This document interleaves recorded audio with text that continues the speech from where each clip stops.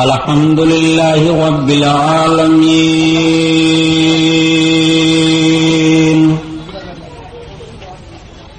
والصلاة والسلام على سيد المرسلين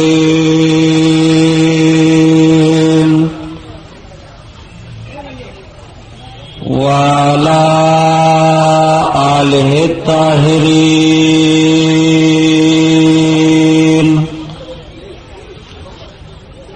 وصحابه المطهرين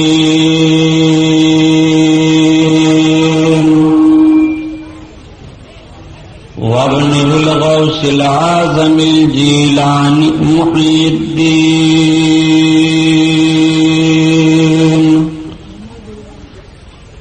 وأهل بيته أجمعين أما بعد فأعوذ بالله من الشيطان الرجيم بسم الله الرحمن الرحيم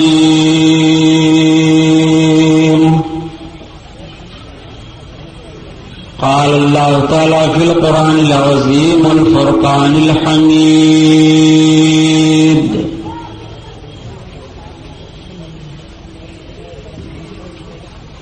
ومن يعمل مثقال ذرة خيرا يره ومن يعمل مثقال ذرة شرا يره سبحان الله صدق الله البصير القدير وصدق رسوله البشير النذير والحمد لله رب العالمين.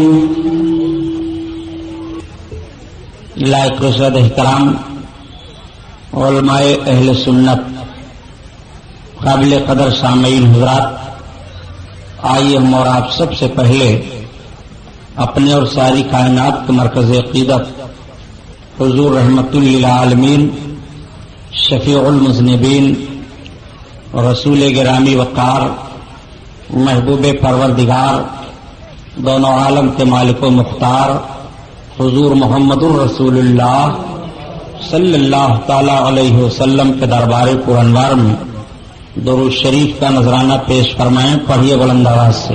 اللهم صل على سيدنا مولانا صلی اللہ علیہ نبی علیہ صلی اللہ تعالی علیہ وسلم. صلاۃ و سلام علیک یا رسول اللہ صلی اللہ علیہ وسلم. حضرات، نعت پاک رسول صلی اللہ تعالی علیہ وسلم سے محفل کا آغاز ہو. اعلی حضرت عظیم البرکت آیت من آیات اللہ،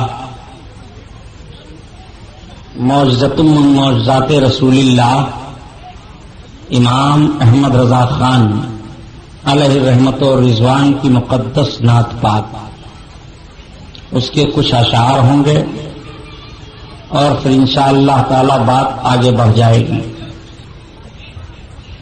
سرتابہ قدم ہے تنے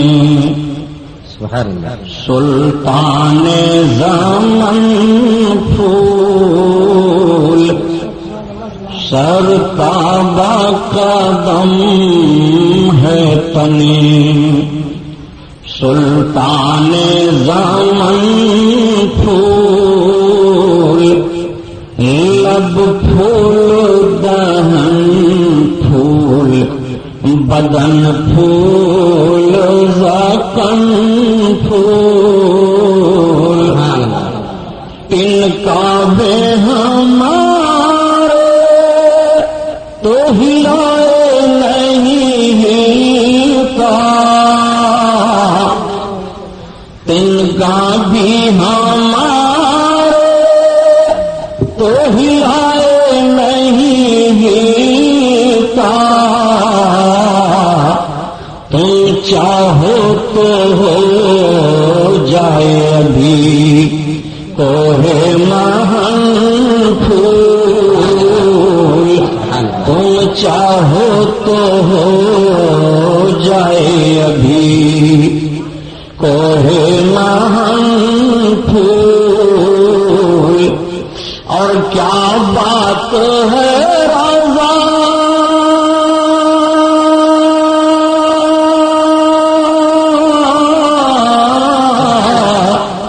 اس چمنستان کرم کی کیا بات ہے رضا، اس چمنستان کرم کی زہرا ہے کلی جس میں حسین و حسن پھول، زہرا ہے کلی جس میں حسین و حسن پھول۔ نبی کونین صلی اللہ تعالی علیہ وسلم نے ارشاد فرمایا کہ حسن اور حسین یہ میرے دونوں پھول ہیں جنت کے۔ آقا کریم صلی اللہ تعالی علیہ وسلم ان دونوں شہزادوں کو سونگھا کرتے تھے، سبحان اللہ، اور ارشاد فرماتے تھے ان سے مجھ کو جنت کی خوشبو آتی ہے۔ سبحان اللہ۔ حضرت امام حسن رضی اللہ تعالیٰ عنہ سرکار کے سر پاک سے لے کر کے اور سینے پاک تک مشابہ تھے، اور وہاں سے لے کر کے پھر پاؤں شریف تک حضرت امام حسین آپ کی شبیہ تھے۔ بے شک دونوں بھائی کھڑے ہو جاتے تو مکمل شبیہ مصطفیٰ دکھائی دیتے۔ سبحان اللہ۔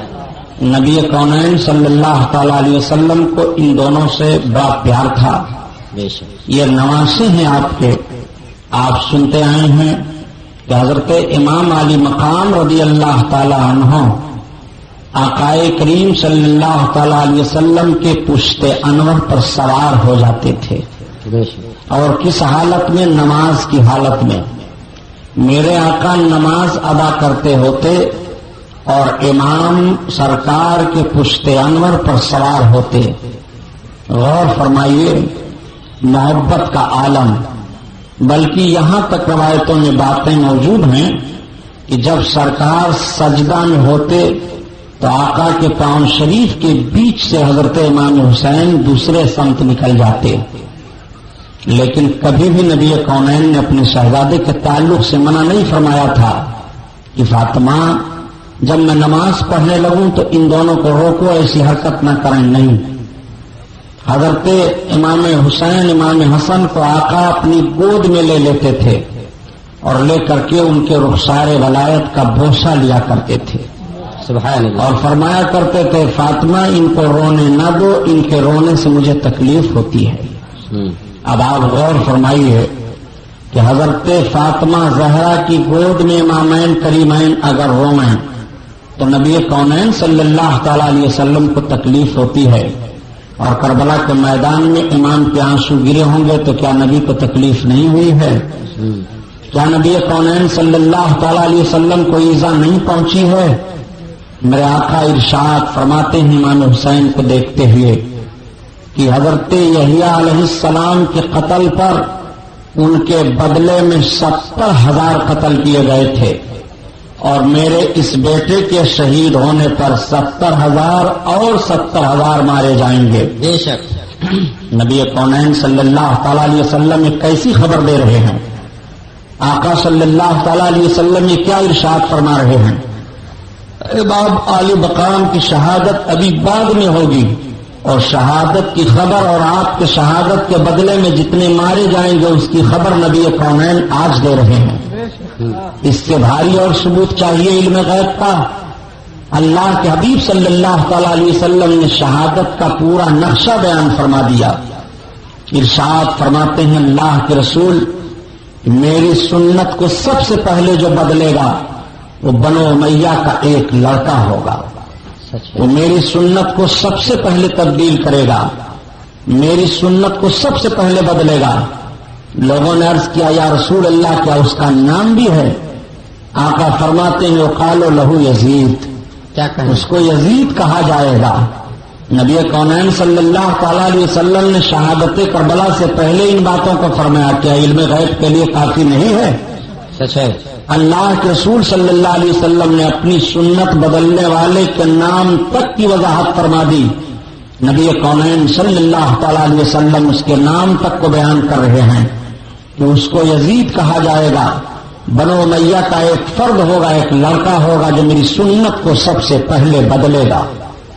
نبی کونین صلی اللہ تعالی علیہ وسلم کے سنت ہی کو تو وہ بدل رہا تھا امام علی مقام کھڑے ہوئے، اسلام کا چہرہ مسخ کر رہا تھا امام علی مقام کھڑے ہوئے۔ یزید کا جرم کیا تھا کہ جس بنیاد پر حضرت امام حسین رضی اللہ تعالیٰ عنہ کو کربلا کے میدان میں ان ساری دقتوں کا سامنا کرنا پڑا، یزید کا سب سے بڑا جرم یہ تھا کہ وہ کبھی نماز پڑھتا تھا، کبھی نہیں پڑھتا تھا۔ اس کا جرم یہ تھا کہ وہ گانے سنتا تھا، اس کا جرم یہ تھا کہ وہ شراب پیتا تھا، اس کا جرم یہ تھا کہ وہ کوئی بھی گناہ کرنے میں جھجک نہیں محسوس کرتا تھا، بلا خوف و خطر گناہ کا مرتکب ہو جاتا تھا، فاسق تھا، فاجر تھا، گناہگار تھا۔ حضرت امام علی مقام رضی اللہ تعالیٰ عنہ دن اور رات میں 3000 رکعت نماز نفل فرض کے علاوہ پڑھتے تھے۔ سبحان اللہ۔ حضرت امام حسین نے 25 حج پیدل کیا تھا۔ سبحان اللہ۔ اب آپ سوچو کہ ایک مرتبہ کوئی فرض حج ادا کر لے تو اس کا مرتبہ کیسا ہوتا ہے، اور نبی کونین صلی اللہ علیہ وسلم کے نواسے نے 25 مرتبہ پیدل حج کیا تھا، وہ حضرت امام حسین ہیں۔ اتنا مقدس ہاتھ اور اتنا پاک ہاتھ ایسے باطل اور گنہگار کے ہاتھ پر کیسے چلا جاتا؟ ایک انسان خود سوچنے پر مجبور ہے۔ بہرحال یہ ساری باتیں تو ہوئی، لوگوں نے یہ سمجھا تھا اور یزید کے حامیوں نے تصور کیا تھا کہ امام حسین کو شہید کر دینے پر یزید کے راستے سے رکاوٹ کے سارے کانٹے دور ہو جائیں گے، لیکن قتل حسین اصل میں مرگ یزید ہے۔ اسلام زندہ ہوتا ہے ہر کربلا کے بعد۔ امام علی مقام کی شہادت کے بعد بجائے اس کی حکومت مضبوط ہونے کے اس کی حکومت کے پائے اور اکھڑنے لگے۔ کیا کہنے بجائے اس کے قانون کو مضبوطی ملنے کی اس کو ذلت و رذالت کا سامنا اور کرنا پڑا۔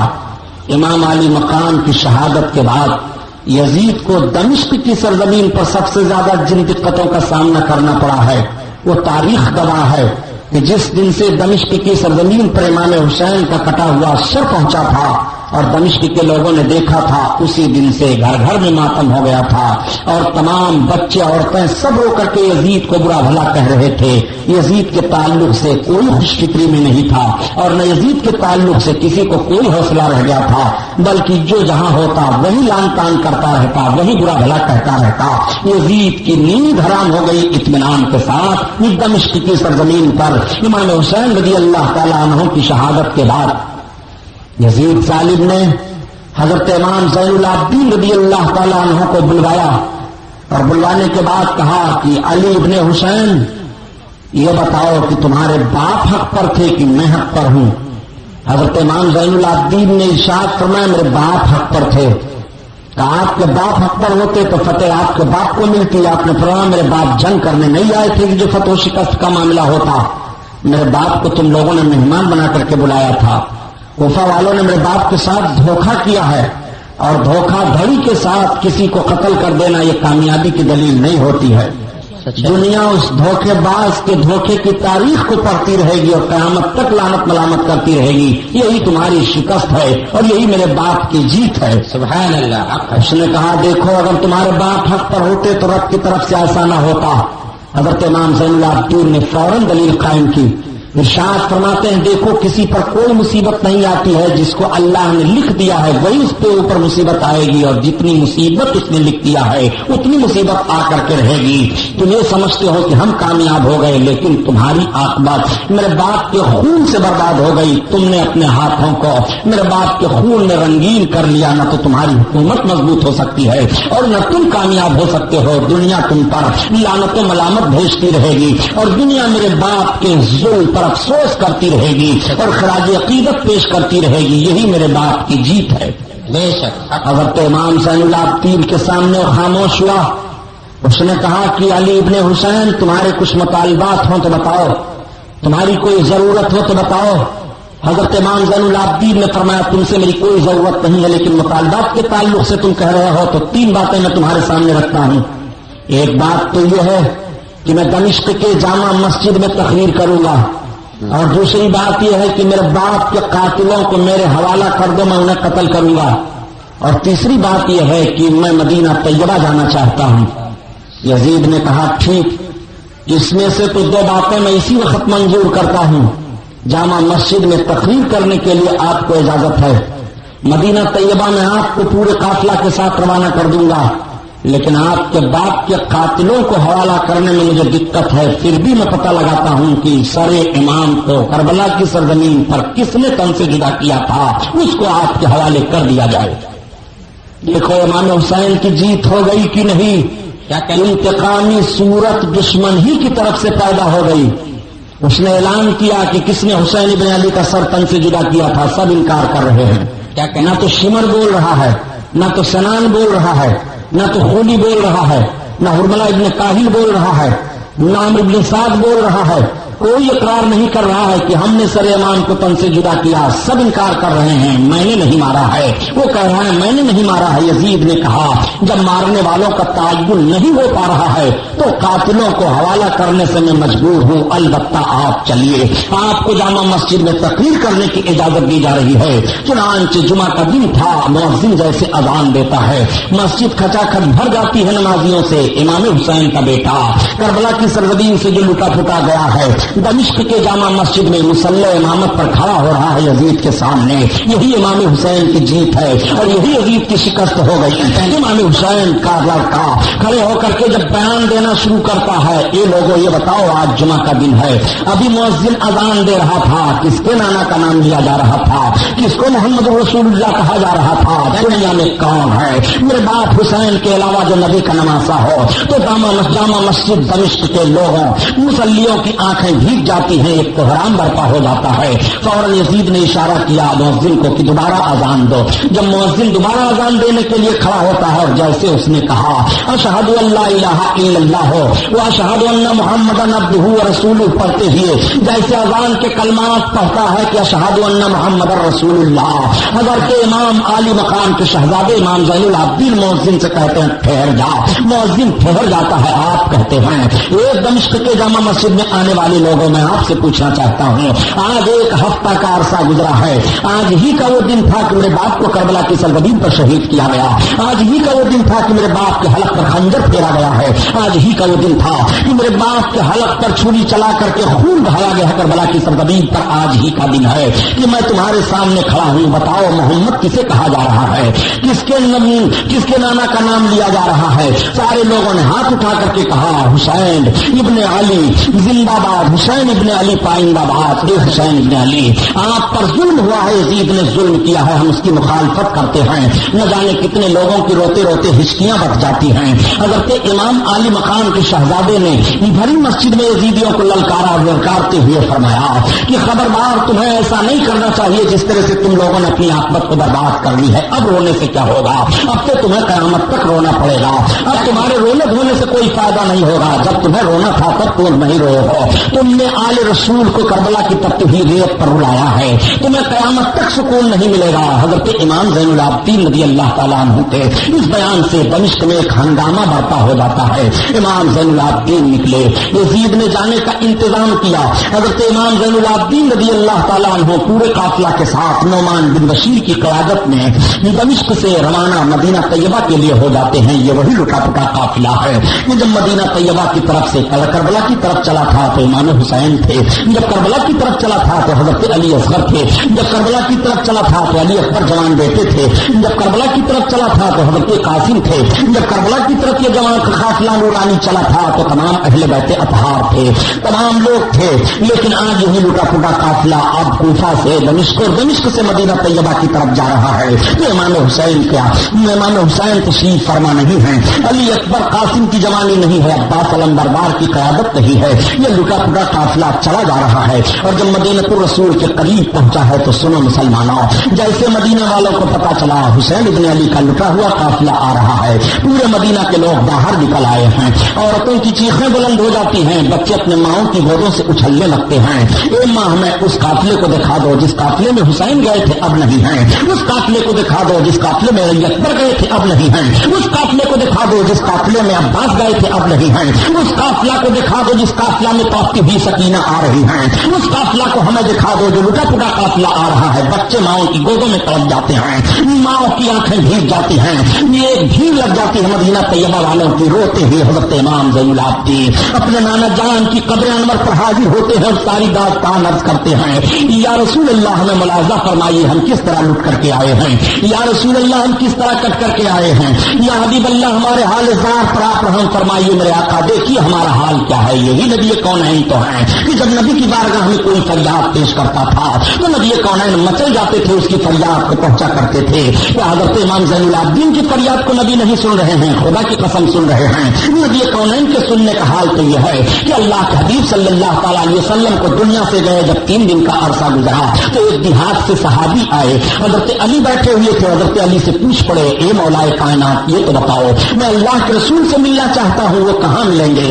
تب تک حضرت علی رونے لگے، ارشاد فرماتے ہیں وہ دیکھو سامنے جو تم قبر انور دیکھ رہے ہو، اسی قبر انور میں آج 3 دن کا عرصہ ہوا اللہ کے حبیب تشریف فرما ہے، میرے سرکار آرام فرما رہے ہیں، اس دنیا سے چلے گئے۔ وہ صحابی چیخ مار کر کے رو پڑتے ہیں اور عرض کرتے ہیں یا رسول اللہ اب ہم کہاں جائیں، ہم نے اپنے جان پر ظلم کیا ہے، ہم نے اپنے نفس پر بہت بڑا ظلم کیا ہے، یا رسول اللہ ہماری فریاد کون سنے گا؟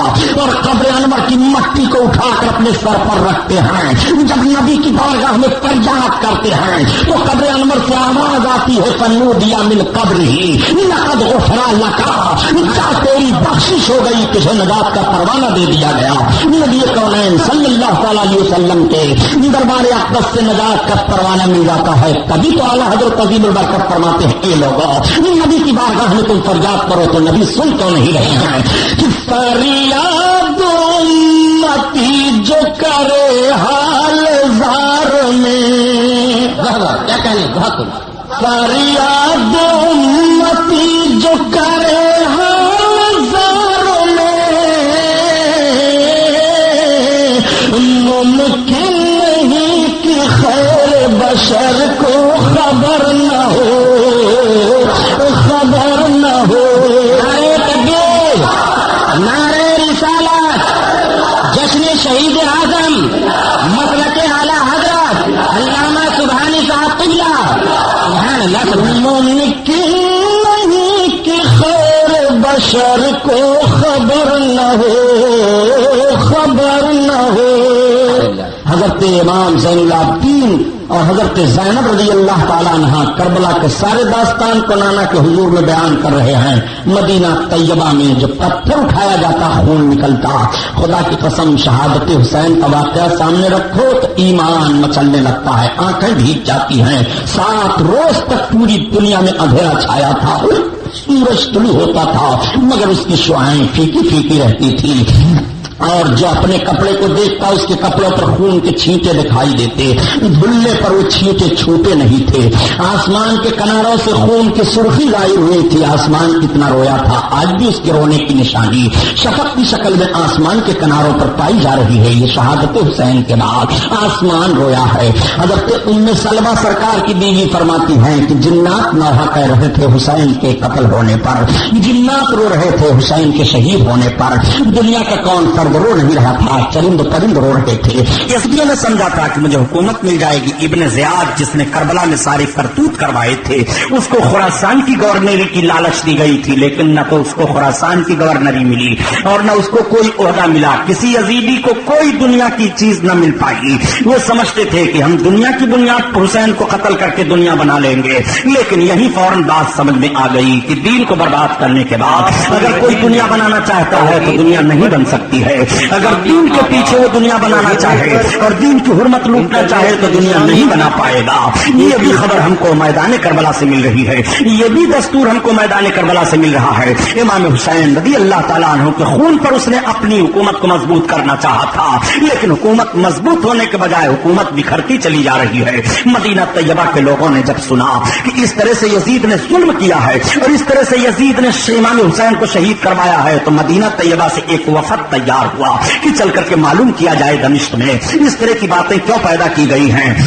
چنانچہ ایک وفد مدینہ طیبہ کا بڑے بڑے تابعیوں پر اور بڑے بڑے متقیوں پر مجتمع ہو کر کے دمشق جاتا ہے. یزید کو جیسے پتا چلا کہ مدینہ طیبہ سے ایک وفد آ رہا ہے ہمارے حالات کو جاننے کے لیے, تو اس نے پوری تیاری کر لی. وفد جا کر کے پہنچا, وفد نے سارا پتہ لگایا اور پتہ لگانے کے بعد چلنے لگا تو یزید نے بڑے تحفے تحائف دیے. وفد مدینہ طیبہ آ کر کے رو رو کر کے بیان دینا شروع کیا کہ اس نے امام حسین کو ظلمن قتل کیا ہے. امام حسین اس کے ہاتھ پر ہاتھ کیسے دے دے؟ وہ صحیح ہے نماز نہیں پڑھتا ہے, وہ صحیح ہے شراب کا عادی ہے, وہ صحیح ہے گانے سنتا رہتا ہے, وہ صحیح ہے کتوں اور بندروں کا کھیل دیکھتا رہتا ہے. یہ صحیح ہے, کتوں اور بندروں کے کھیل دیکھنے والے کے ہاتھ پر امام حسین ہاتھ کیسے دے دیتے؟ مدینہ طیبہ کے لوگ بکاؤ نہیں تھے, انہوں نے جو اپنی آنکھوں سے دیکھا تھا مدینہ طیبہ میں پوری حقیقت حال کو بیان کر دیا. اب مدینہ طیبہ کے لوگوں نے یزید کی بغاوت کر دی. میں آپ سے پوچھنا چاہتا ہوں, جو خام خواہ ہوٹلوں پر بیٹھ کر کے یزید کے ہمنما بنتے ہیں اور کبھی یزید کی تعریفیں کیا کرتے ہیں, ان دجال ذہنوں کو سوچنا چاہیے تھا کہ امام حسین کی شہادت کے بعد یزید کی کوئی بغاوت نہ کرتا, لیکن امام حسین کی شہادت کے بعد پورے مدینہ طیبہ کے لوگ یزید کی بغاوت کر رہے ہیں اور یزید کی بیعت کو توڑ رہے ہیں. یہی سے پتا چل گیا کہ امام حسین نے جو تحریک چلائی تھی وہ صحیح تحریک ہے. امام حسین نے جو یزید کے خلاف کیا تھا وہ صحیح کیا تھا. امام حسین کی شہادت ہو رہی ہے اور شہادت کے بعد مدینہ طیبہ میں یزید کے خلاف بغاوت ہو رہی ہے. پتا یہ چلا پیارے کہ مدینہ طیبہ کے لوگوں نے بغاوت کی تو امام حسین کے بغاوت پر بغاوت کی ہے, امام حسین کی تحریک پر تحریک چلائی گئی ہے. مدینہ طیبہ کے لوگ انکار کر بیٹھے. جب یزید کو پتا چلا کہ مدینہ طیبہ کے لوگ انکار کر بیٹھے اور ہماری حکومت کو غیر شرعی حکومت قرار دے رہے ہیں اور مکہ کے لوگ بھی یہی کر رہے ہیں, تو اس نے اپنے ایک فوجی کو بلایا اور بلانے کے بعد کہا, سنو اب تم کو مدینہ پر لشکر کشی کرنی ہے. وہ مسلم بن عقبہ یا مصرف بن عقبہ تھا جو فوج کا سردار بن کر کے ایک لشکر جرار لے کر مدینہ کی طرف چلا. میں اب پوچھنا چاہتا ہوں آپ سے, یزید کی حکومت کا عرصہ 3 سال 8 مہینہ رہا ہے اور 3 سال 8 مہینے میں یزید نے 3 کام کیا ہے. ایک تو حضرت امام حسین کو شہید کروایا اور دوسرے اس نے مدینہ پر چڑھائی کی اور تیسرے اس نے مکہ المکرمہ پر چڑھائی کی. بتاؤ یہ تینوں کام کرنے والا جنت میں جائے گا؟ یہ تینوں کام کرنے والا بخشش کا حقدار ہو سکتا ہے؟ یہ تینوں کام کرنے والا مغفرت کا مستحق ہو سکتا ہے؟ حدیث قسطنطنیہ تمہیں یاد نہیں ہے؟ نادانو تم غلط اس حدیث کو سمجھ رہے ہو, تمہارے باپ نہیں اس حدیث کو سمجھ پائیں گے. جب قسطنطنیہ کی جنگ ہوئی ہے تو یزید کی عمر 4 سال کی تھی اور 4 سال کا بچہ اس جنگ میں نہیں گیا تھا, اس لیے یزید کی خام خواہ کے لیے حمایت مت کیا کرو. حدیث قسطنطنیہ پیش کر کر کے نجد کی حرامی اولادوں سنو, تمہیں عقل نہیں ہے. نبی کونین صلی اللہ تعالی علیہ وسلم کے نواسے کے تعلق سے یزید نے اتنا خراب کام کیا تھا کہ دنیا کا کوئی انسان اتنا خراب نہیں کام کرے گا. نبی کونین ارشاد فرماتے ہیں کہ جہنم کا آدھا عذاب ساری دنیا کے جہنمیوں پر ہوگا اور جہنم کا آدھا عذاب حسین کے قاتلوں پر ہوگا. وہ اتنے برے ہیں اس لیے ان کی خام خواہ کے لیے حمایت مت کیا کرو. علامہ سبحانی صاحب قبلہ سبحان اللہ سبحان اللہ. یزید کے تعلق سے معلومات کرنا چاہتے ہو؟ کربلا کے بعد اس نے کون کون کام انجام دیا؟ مدینہ طیبہ پر اس نے لشکر کشی کروائی. مدینہ طیبہ پر جب یزیدی فوج چڑھی ہے تو غسیل الملائکہ حضرت حنظلہ کے شہزادے حضرت عبداللہ فرماتے ہیں, میں اپنے حمایتیوں کو لے کر کے نکل پڑا. جب میں نے سمجھا کہ آسمان سے اب پتھر کی بارش ہوگی تو میں باہر نکل پڑا, لیکن لشکر جرار تھا اس کے پاس, ہمارے آدمی مقابلہ نہ کر سکے. ان ظالموں نے مدینہ طیبہ کے لوگوں کو قتل کرنا شروع کیا. اور کتنے لوگوں کو قتل کیا؟ 10,000 سے زائد تابعیوں کو, اس میں صحابی بھی تھے اور تبع تابعین بھی تھے, اشراف تھے. 10,000 سے زائد لوگوں کو قتل کیا. 1,000 عورتوں کے ساتھ عصمت دری کی, ان کی آبرو کو لوٹا جس سے ناجائز بچے پیدا ہوئے. اس ظالم نے 3 دن تک مدینہ طیبہ کو اس طور پر حلال قرار دے دیا تھا. مسجد نبوی میں یہ ظالم داخل ہوئے اور داخل ہونے کے بعد جنت کی کیاری کے پاس اپنے گھوڑوں کو اور اونٹوں کو باندھتے تھے. ان کے اونٹ اور گھوڑے وہاں لید اور پیشاب کرتے تھے. آپ غور کرو کتنی بدتمیزیاں ان لوگوں نے کی ہیں. 3 دن تک مسجد نبوی میں اذان نہیں ہو پائی تھی یزیدی فوج کے الغار سے. مسجد نبوی, اللہ اکبر, وہ مسجد جس مسجد کے تعلق سے میرے آقا ارشاد فرماتے ہیں کہ اس مسجد میں کوئی 1 رکعت نماز پڑھے گا تو 50,000 رکعت نمازوں کا ثواب پائے گا. سبحان اللہ. جس مسجد میں 50,000 رکعت نمازوں کا ثواب ملے اس میں 3 دن تک آواز نہیں آ رہی ہے اذان کی. ایک تابعی حضرت سعید بن مسیب رضی اللہ تعالیٰ عنہ ہیں، وہ فرماتے ہیں کہ میں دیوانہ بن گیا تھا، یزیدی فوج مجھے پاگل سمجھ کر کے چھوڑ دیتی تھی، میں مسجد کے گوشہ میں بیٹھا رہتا تھا، اور جب اذان کا وقت آتا تو گنبد خضرا سے اذان کی آواز سنائی دیتی اور تکبیر کی آواز میں سنتا، اسی اختتام میں نماز ادا کر لیا کرتا تھا۔ پتا چلا کہ نبی کونین کل بھی زندہ میرے سرکار قبر انور میں تھے، اور قیامت تک میرے سرکار قبر انور میں زندہ رہیں گے۔ سرکار کی وہی حیات ظاہری ہے جیسے پہلے تھی، وہی اب بھی ہے۔ تبھی تو اعلیٰ حضرت عظیم البرکت فرماتے ہیں کہ تو زندہ ہے واللہ، تو زندہ ہے واللہ، میرے چشم عالم سے چھپ جانے والے، چھپ جانے والے۔ مسجد نبوی میں 3 دن تک بے حرمتیاں اس طرح سے کی گئی ہیں، مدینہ طیبہ کی آبرو کو پامال کیا گیا ہے۔ نبی کونین ارشاد فرماتے ہیں جو مدینہ والوں کو ڈرائے گا اور جو مدینہ پر چڑھے گا لشکر کشی کر کے وہ جنت میں نہیں جائے گا۔ یزید کا یہ دوسرا کارنامہ تھا جس نے مدینہ الرسول کی حرمت کو لوٹا ہے، وہ مدینہ طیبہ، اللہ اکبر، جس مدینہ کو دیکھنے کے لیے مرد مومن کی نگاہیں ترستی ہیں، وہ مدینہ طیبہ جہاں انوار و رحمت کی بارش ہوتی ہے، وہ مدینہ طیبہ کی صحابہ نے پوچھا تھا یا رسول اللہ، مکہ کو حرم تو حضرت ابراہیم نے بنایا ہے، آپ کا حرم کیا ہے؟ تو آقا ارشاد فرماتے ہیں اس پہاڑی سے لے کر کے یہاں تک مدینہ کو میں حرم بنا رہا ہوں۔ مکہ کو ابراہیم نے حرم بنایا ہے تو مدینہ کو میں حرم بنا رہا ہوں، اسی لیے مکہ اور مدینہ کو حرمین طیبین کہا جاتا ہے۔ سبحان اللہ سبحان اللہ۔ اعلیٰ حضرت عظیم البرکت اسی لیے فرماتے ہیں مدینے کے خطے خدا تجھ کو رکھے، سبحان اللہ۔ مدینے کے خطے خدا تجھ کو رکھے، غریبوں فقیروں کو ٹھہرانے والے، ٹھہرانے والے، اور حرم کی جانی اور قدم رکھ کے چلنا، حرم کی زمین اور قدم رکھ کے چلنا، ارے سر کا موقع ہے او جانے والے، او جانے والے۔ ایک عاشق کی آواز یہ ہے اور یزیدیوں کا پلان یہ ہے مدینہ برباد کر دیا جائے معاذ اللہ۔ مدینہ طیبہ کی اس طرح سے بے حرمتی ان نادانوں نے کی۔ دو کارنامہ آپ نے دیکھا یزید کا، ایک مدینہ کی بے حرمتی کروائی اور دوسرے اس نے امام حسین کو شہید کروایا۔ تیسرا کارنامہ اس ظالم کا دیکھیے، مدینہ طیبہ سے اس کا لشکر کا سردار لشکریوں کو لے کر کے آگے بڑھتا ہے، مصرف بن عقبہ کا کی موت ہو جاتی ہے راستے میں، ایک دوسرا اس کا جنرل گورنر بن بیٹھتا ہے، سپہ سالار بن کر کے، قائد بن کر کے فوج کو لے کر کے مکہ کی طرف بڑھتا ہے۔ مکہ میں حضرت عبداللہ ابن زبیر رضی اللہ تعالیٰ عنہ نے اپنے آپ کو اعلان کر دیا تھا، مدینہ اور مکہ کے لوگ حضرت عبداللہ ابن زبیر کے ہاتھ پر بیعت کر لیے تھے اور حضرت عبداللہ ابن زبیر مکہ المکرمہ کے عامل قرار دے دیے گئے تھے۔ حضرت عبداللہ ابن زبیر وہاں کے سارے انتظام کو سنبھال لیے تھے۔ جب یزیدی لشکر کا ایک فوج کا بڑا بھاری دستہ مکہ المکرمہ پہنچتا ہے تو حضرت عبداللہ ابن زبیر اپنی فوج کو لے کر کے نکلتے ہیں اور نکلنے کے بعد بڑا کٹھن مقابلہ ہوتا ہے۔ معاملہ یہاں تک تھا کہ کعبہ شریف کے غلاف پر ان ظالموں نے دور دور سے پتھر پھینکنا شروع کیا، منجنیق سے پتھر بھر بھر کر کے پھینکتے تھے، جس سے اتنے پتھروں کی بارش کعبہ پر ہوئی کہ غلاف کعبہ جل گیا، اس میں آگ لگ گئی، کعبہ جل رہا تھا، اس کے پردے جل رہے تھے، ادھر حمص میں یزید کی موت ہو رہی تھی، یزید مر رہا تھا۔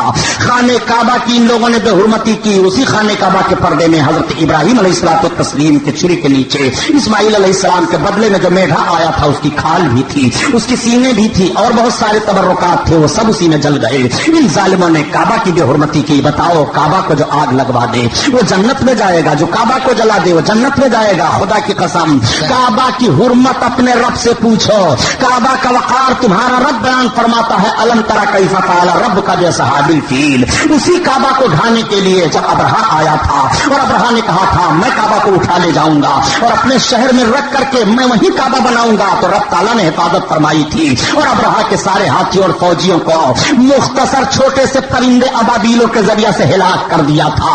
مگر دیکھو اس کعبہ کی بے حرمتی یزیدی کر رہے ہیں اور غلاف کعبہ کو جلا رہے ہیں.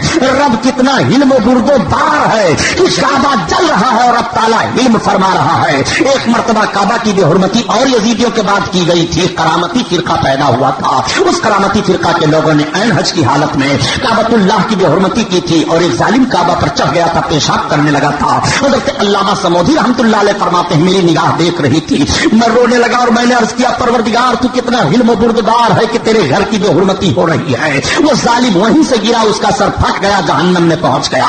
وہ کعبہ ہے خدا کی قسم. اور رب کے محبوب ارشاد فرماتے ہیں جب تمہاری پہلی نظر کعبہ پر پڑے تو جو دعا تم مانگو گے اللہ تعالیٰ قبول فرما لے گا.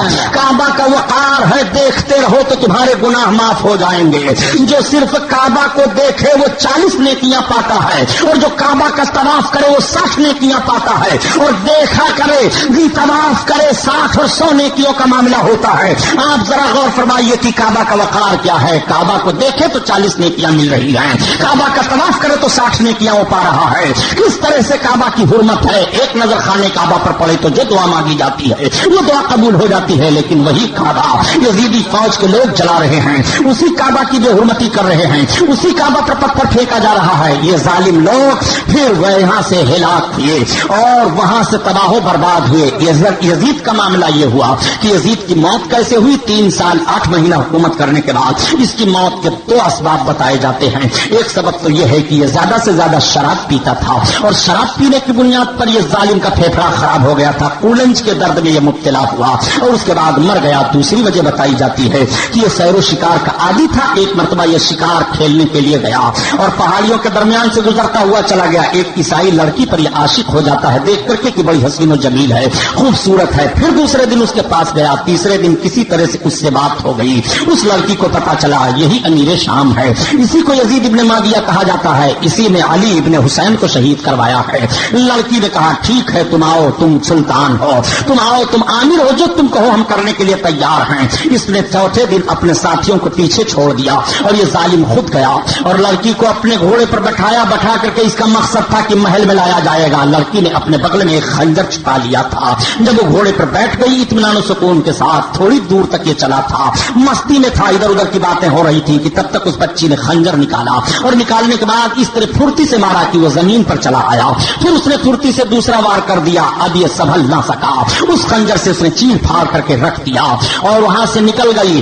اس کے ساتھی تلاش کرتے ہوئے پہنچے تو دیکھا کہ اس کی لاش کٹی پھٹی پڑی ہے. پھر اٹھا کر کے لا کر کے اس کو زمین میں دفنایا. ایک موت کی وجہ یہ بھی بتائی جا رہی ہے. چنانچہ حمص کے شہر میں یزید کی قبر جہاں بنی ہوئی ہے اس قبر پر آج بھی شیشہ گلانے کی فیکٹری لگی ہوئی ہے.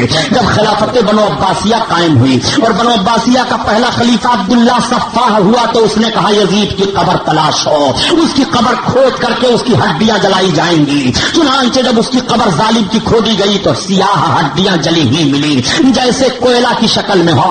پھر بھی ان ہڈیوں کو جلایا گیا اور وہیں پر شیشے کی فیکٹری لگا دی گئی ہے. کل بھی عذاب میں تھا, آج بھی عذاب میں ہے اور آخرت کا عذاب ابھی باقی ہے. یہیں سے امام حسین کی شان سمجھ لو کہ یزید کی قبر کا نشان نہیں ہے, ہڈیاں جلائی جا رہی ہیں کھود کر کے, لیکن امام حسین کا روزہ عراق میں چمک دمک رہا ہے. امام حسین کا روزہ دکھائی دے رہا ہے. لوگ روزہ کی زیارت کرنے کے لیے جا رہے ہیں, قبر کا بوسہ لے رہے ہیں, چوکھٹ چوم رہے ہیں, اپنے لیے باعث برکت سمجھ رہے ہیں. قتل حسین اصل میں مرگ یزید ہے, اسلام زندہ ہوتا ہے. ہر کربلا کے بعد امام حسین کے خون کے بعد یزید کی حکومت مضبوط نہیں ہوئی, بلکہ جب یزید مر گیا اور یزید کے لڑکے کو اس پر تخت نشین کیا جانے لگا تو 6 مہینے تک وہ بیمار رہا. اس نے لوگوں کو بلایا, کہا سنو مجھ کو یہ سلطنت نہیں چاہیے, مجھ کو یہ عمارت نہیں چاہیے, مجھ کو یہ سب کچھ نہیں چاہیے. میرے باپ نے بہت غلط کیا تھا.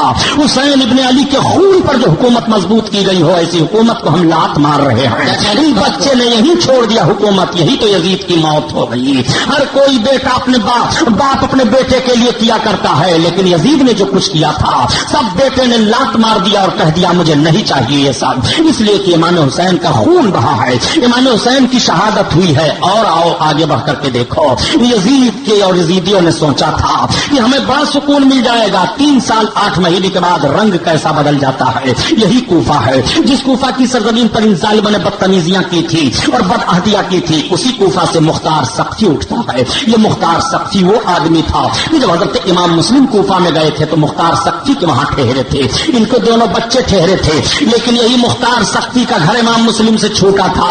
اور مختار سقفی نے جو 150 خطوط امام علی مقام کی بارگاہ میں گئے تھے, ان خطوں پر اکثر و بیشتر خطوں پر مختار سقفی کا دستخط ہوا کرتا تھا. یہی مختار سقفی اٹھا اور اس نے ایک فرضی خط گڑھ لیا حضرت امام حسین کے بھائی محمد بن حنفیہ کی طرف سے, اور اعلان کر دیا لوگوں میں کہ میں قاتلان حسین سے بدلہ لینا چاہتا ہوں. پبلک اکٹھا ہونے لگی, اس لیے کہ بات حضرت امام حسین کی تھی. ان کا جوش سرد نہیں ہوا تھا, انتقادی معاملہ ان کا سرد نہیں ہوا تھا. سارے لوگ اٹھ پاتے ہیں اور اٹھنے کے بعد سب مختار سقفی کا ساتھ دینے کے لیے تیار ہو جاتے ہیں. جب حضرت محمد بن حنفیہ کو پتا چلا کہ مختار سقفی نے اس طرح سے کیا ہے, میری طرف خط منسوب کیا ہے, تو آپ نے کوئی اعتراض نہیں کیا, بلکہ ارشاد فرمایا کہ اگر نماز رسول کا وہ بدلہ لینا چاہتا ہے تو مجھے کوئی اعتراض نہیں ہے. حضرت محمد بن حنفیہ کی طرف سے اب اسے اجازت مل گئی اور تقویت مل جاتی ہے. وہ اور اب لوگوں میں جا کر کے پرچار کرنا شروع کر دیتا ہے. ایک پورا جتھا تیار کر لیتا ہے. اس کے ساتھ شامی تلواریں آ جاتی ہیں,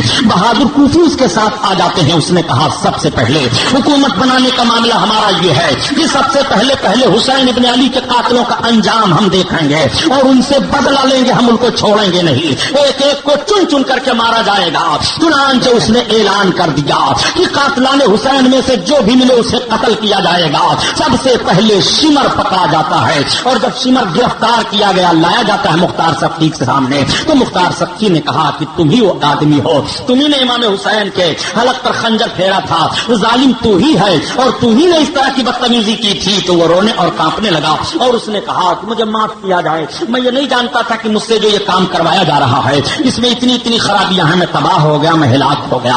مختار سقفی نے کہا ظالم, اس وقت تم نے اپنی تباہی کو نہیں سوچا تھا, اور اس وقت جب تو ظلم کر رہا تھا امام علی مقام اور ان کے اہل و عیال پر, تب تجھے نہیں خبر تھی کہ تیرا نتیجہ کیا ہوگا. اب میں بتاتا ہوں کہ تجھے سزا کیسی دی جاتی ہے. اس ظالم کے جسم کا ایک ایک حصہ مختار سقفی نے کٹوایا, اور کٹوانے کے بعد کہا اسے تڑپا تڑپا کر کے مارو تاکہ دنیا کے لوگ عبرت حاصل کریں کہ حسین کے قاتل کا انجام اس طرح سے ہوتا ہے. ٹھیک 3 سال کے بعد انجام ذرا دیکھتے چلو. شمر مار دیا جاتا ہے اور اس کے بعد پھر عمرو بن سعد کا گھیراؤ ہوتا ہے. عمرو بن سعد کے گھر کو گھیرنے کے بعد جب اسے گرفتار کر کے نکالا گیا اور عمرو بن سعد سے پوچھا گیا تو کیا کر رہا تھا, تو وہ کہتا ہے میں گوشہ نشین ہو گیا تھا, مجھے سیاست سے کوئی مطلب نہیں ہے, مجھ کو اب کوئی ان سارے کاموں سے مطلب نہیں ہے, میں تو صرف اللہ اللہ کر رہا تھا.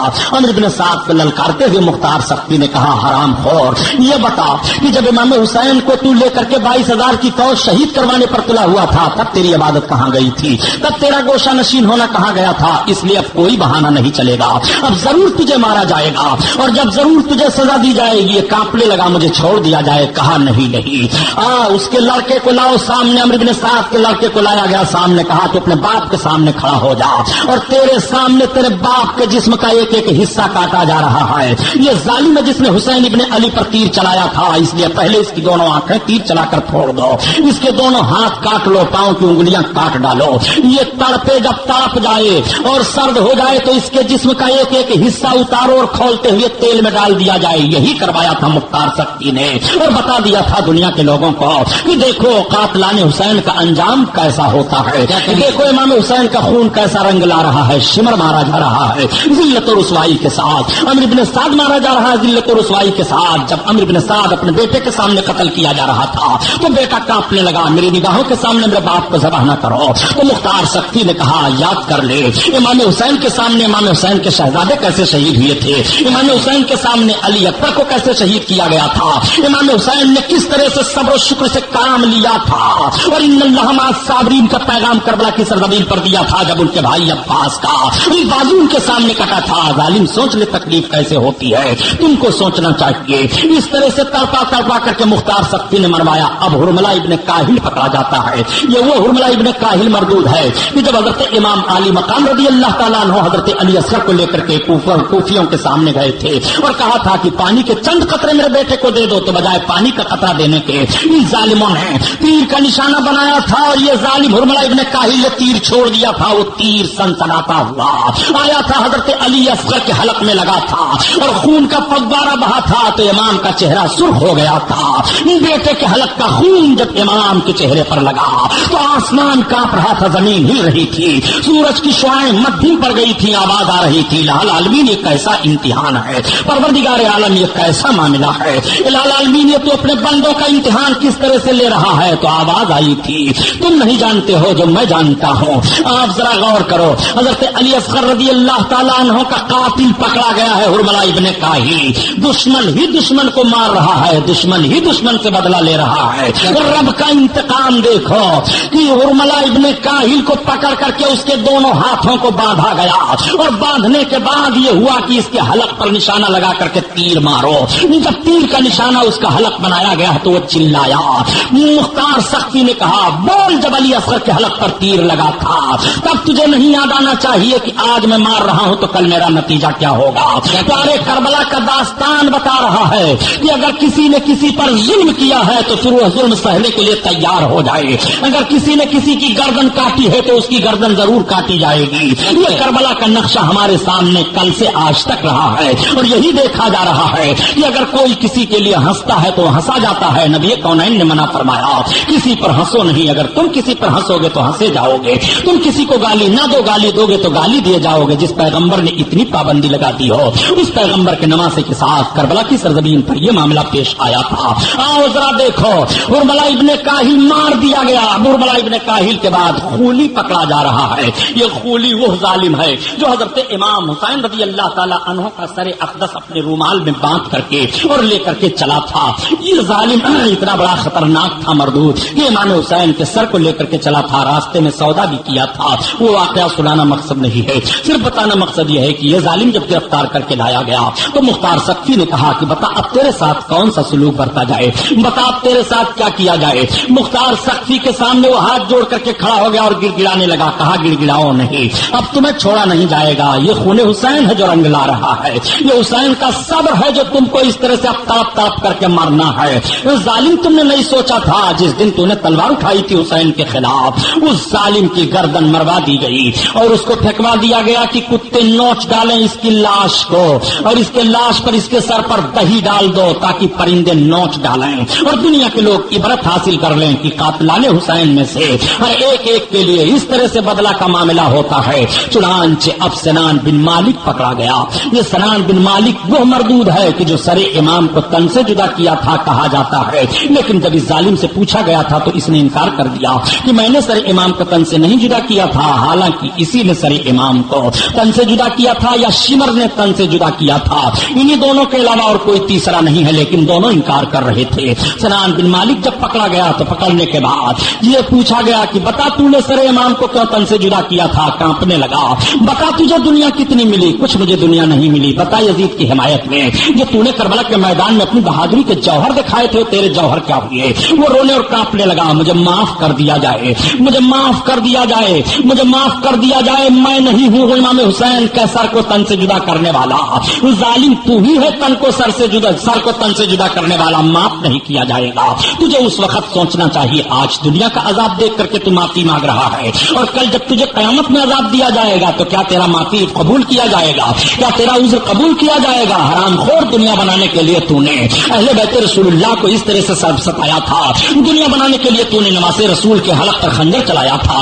دنیا بنانے کے لیے تو دین کو برباد کرنے کی کوشش کر رہا تھا. متقی پرہیزگار جو 25 حج پیدل کیا ہو، 3000 رکعت نماز نفل پڑھ رہا ہو، جس کے منہ میں ان کے نانا کی مقدس انگلیاں رہی ہوں جو چوسا ہو، جو رسول کائنات کے دوش مبارک پر سوار رہا ہو. ظالم تو ان کے سینے پر سوار ہوا تھا. تجھے نہیں چھوڑا جائے گا. چنانچہ سنان بن مالک کے جسم کا ایک ایک حصہ کاٹا جاتا ہے. یوں بھی تو قتل کیا جا سکتا تھا لیکن نہیں. مختار سختی کہتا ہے خبردار، جسم کا ایک ایک حصہ کاٹو اور کاٹنے کے بعد گھوڑے دوڑا دو اس کے جسم پر تاکہ پتہ چل جائے کہ جسم کیسے چکنا چور ہوتا ہے. چنانچہ سنان بن مالک کو کاٹ کر کے اور اس کے جسم کے اعضاء کو اکٹھا کر کے گھوڑے دوڑا دیے گئے. ہڈیاں چور چور ہو جاتی ہیں اور اس کے بعد آگ میں رکھ کر کے جلا دیا جاتا ہے، جل کر کے ساری اس کے جسم کی ہڈیاں اور سارے گوشت خاکستر ہو جاتے ہیں۔ اعلان کروایا جاتا ہے کہ قاتلان حسین میں دیکھو ایک ایک کو کس طرح سے چن چن کر کے مارا جا رہا ہے، کوئی باقی نہیں بچا تھا۔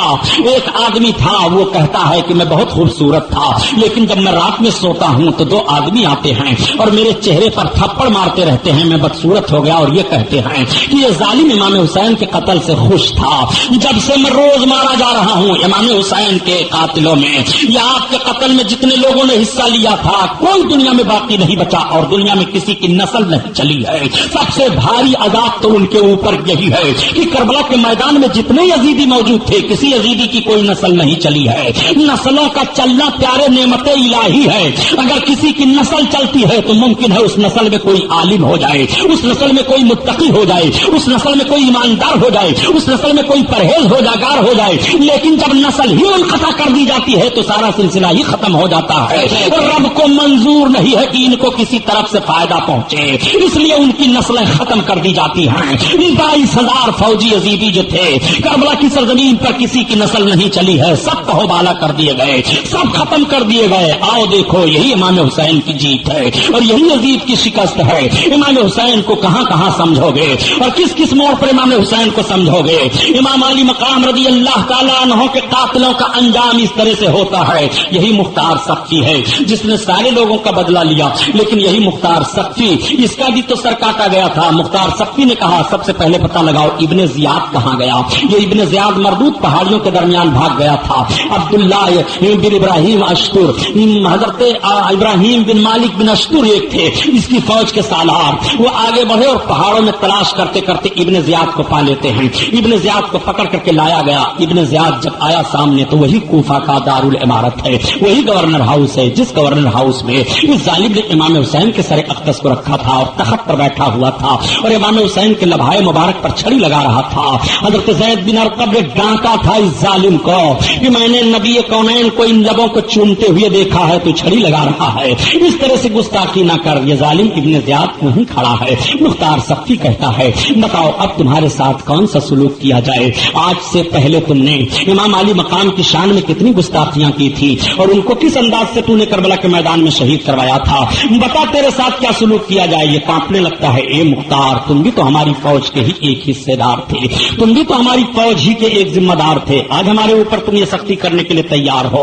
ابن زیاد سے مختار سختی کہتا ہے سنو میں تمہیں چھوڑوں گا نہیں، تمہیں ایسے ہی بے دردی کے ساتھ قتل کیا جائے گا جیسے تم نے حسین ابن علی کو قتل کروایا ہے۔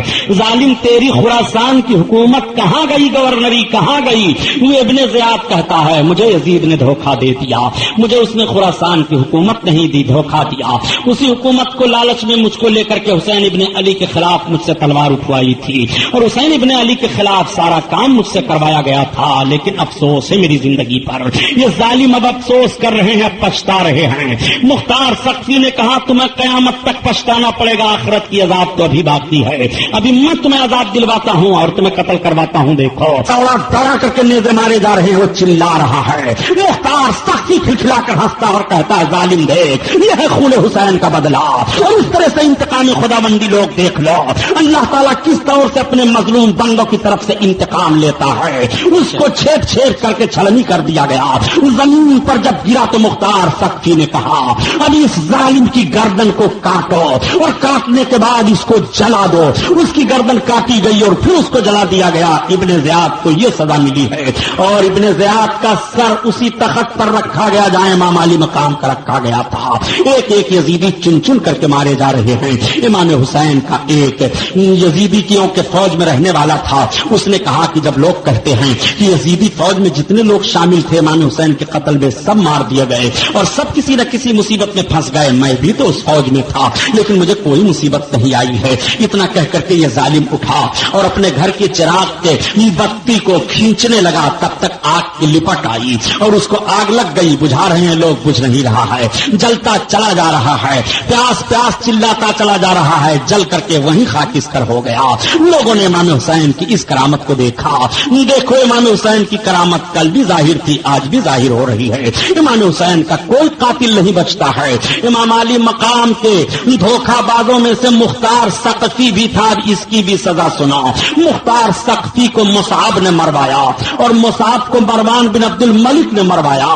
یہ تینوں کا سر وہیں پر رکھا گیا تو مروان بن عبد الملک نے چھوڑ دیا پھر تختے عمارت کو, کہا ہم یہاں نہیں رہیں گے, یہ بڑی منحوس جگہ ہے. حکومتوں کے معاملات بدلتے رہے, حکومتوں میں افراد بدلتے رہے. بنو امیہ میں کئی لوگ آئے حکومت کرنے کے لیے حضرت امام حسین کی شہادت کے بعد, لیکن ایک فرد ایسا آتا ہے جن کا نام حضرت عمر بن عبد العزیز رضی اللہ تعالیٰ عنہ ہے. یہ بھی خلفائے بنو امیہ میں سے ہیں. جب حضرت عمر بن عبد العزیز خلیفہ ہوئے تو سب سے پہلے آپ نے اہل بیت اطہار کے تعلق سے خدمات کا ان کے دستور متعین کیے, اور سب سے پہلے حضرت عمر بن عبد العزیز نے ان لوگوں کو پتہ لگانا شروع کیا جو حضرت امام حسین کے خلاف تھے. سب کو کڑی سزا دلائی جانے لگی اور سب کو کڑی سزا میں مبتلا کیا جانے لگا.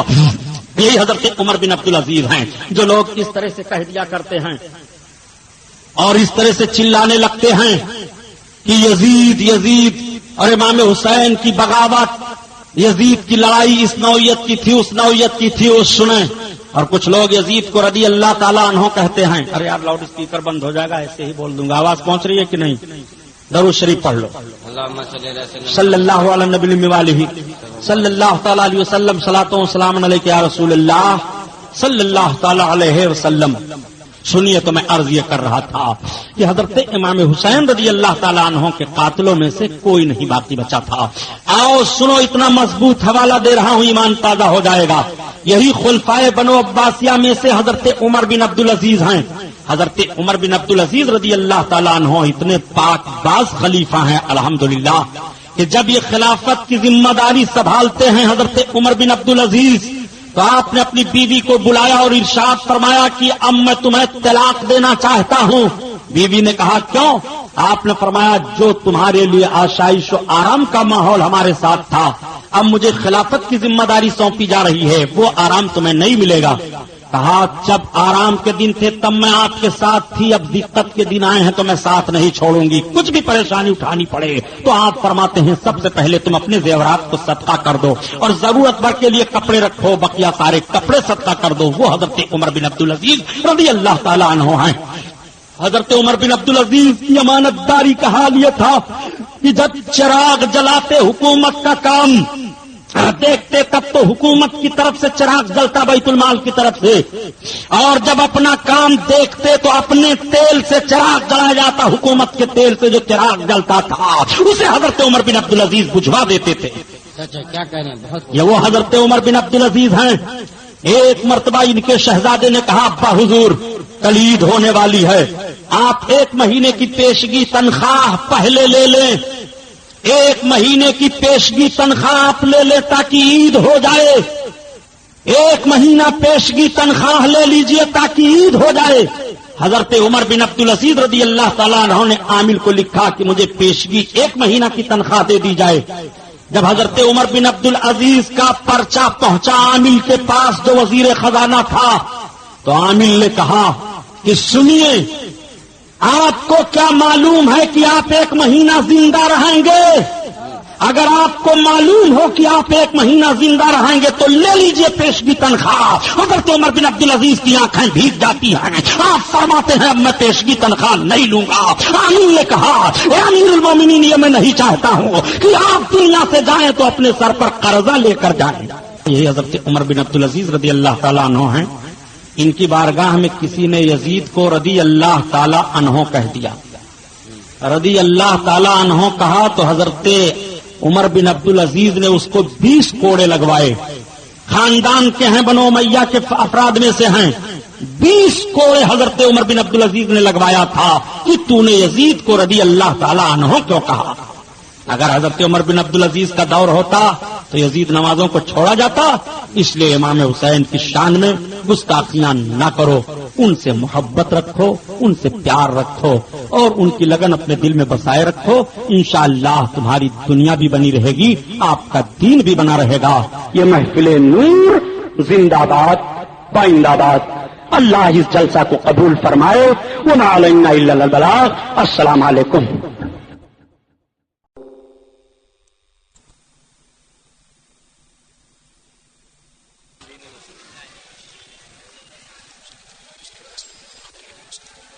اللہ تعالیٰ فی شان حبیبہ إن الله وملائكته يصلون على النبي يا أيها الذين آمنوا صلوا عليه وسلموا تسليما اللهم صل على سيدنا وشفيعنا وحبيبنا ومولانا محمد معدن الجود والكرم وعلى آله وبارك وسلم صلاة وسلام عليك يا رسول الله صلی اللہ تعالی علیہ وسلم لا الہ الا اللہ محمد الرسول اللہ صلی اللہ تعالی علیہ وسلم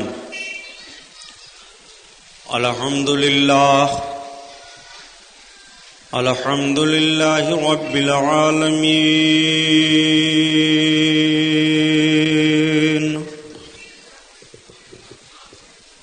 والصلاة والسلام على سيد المرسلين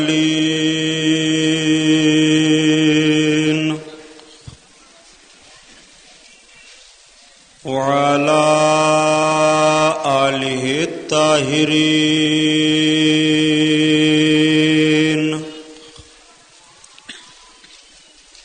وأصحابه المطهرين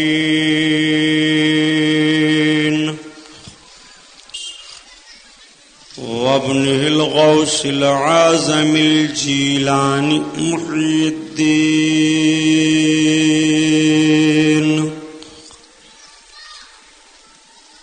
وأهل بيته أجمعين. أعوذ بالله من الشيطان الرجيم. بسم الله الرحمن الرحيم.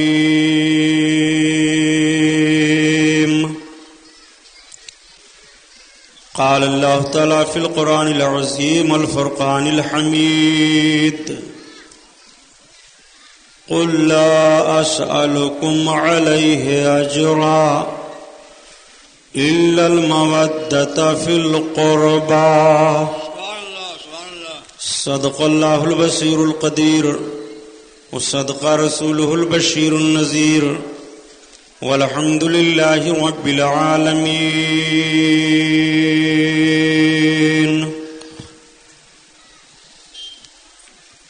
لائق صد احترام علماء اہل سنت، قابل قدر سامعین حضرات، آئیے اپنی اور ساری کائنات کے مرکز عقیدت حضور رحمت للعالمین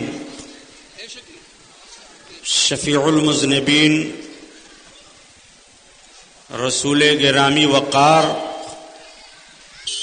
محبوب پروردگار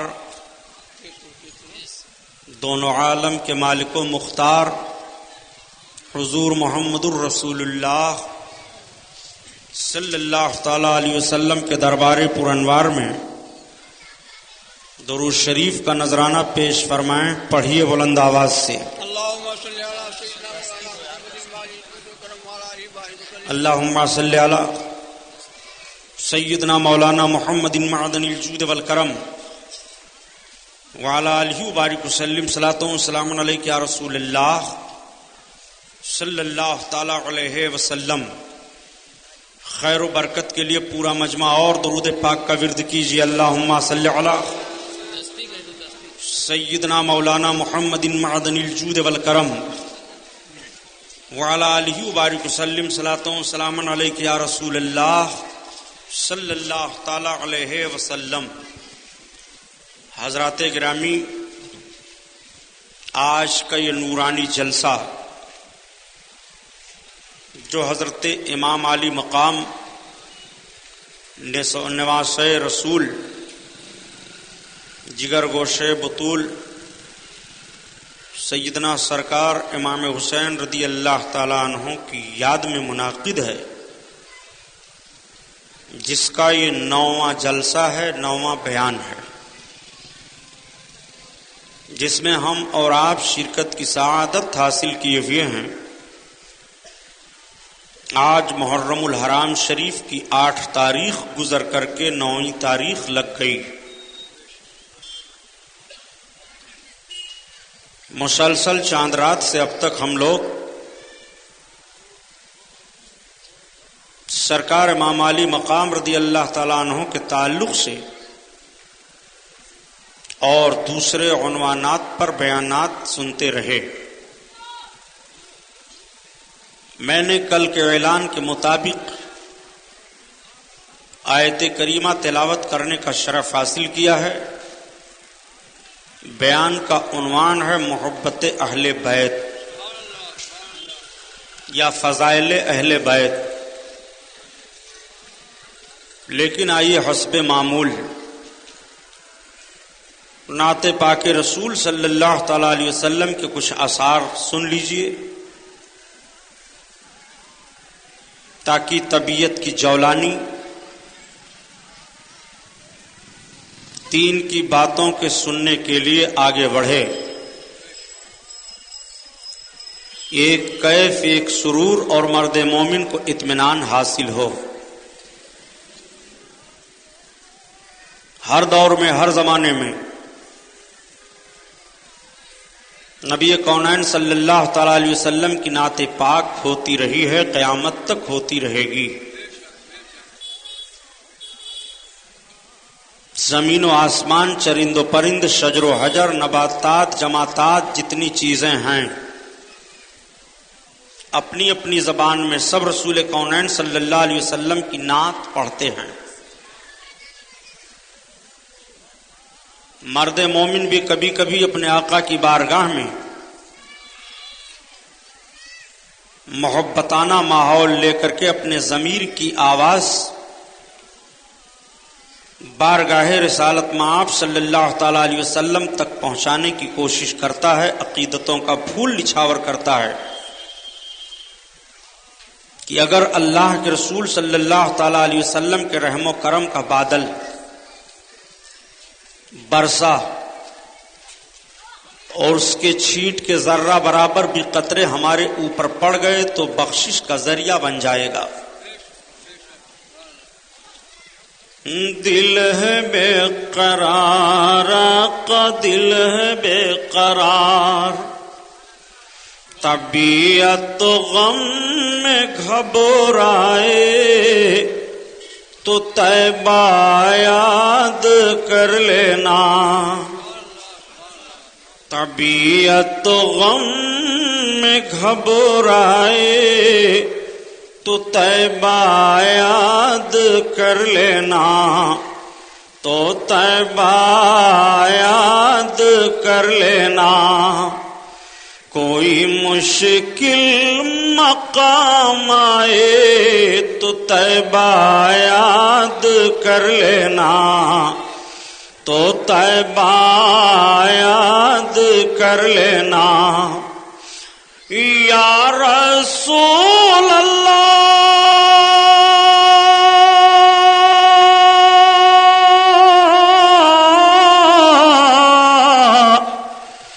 زمیں پیاسی ہو، جھل سے جا رہے ہوں کھیت کے پودے،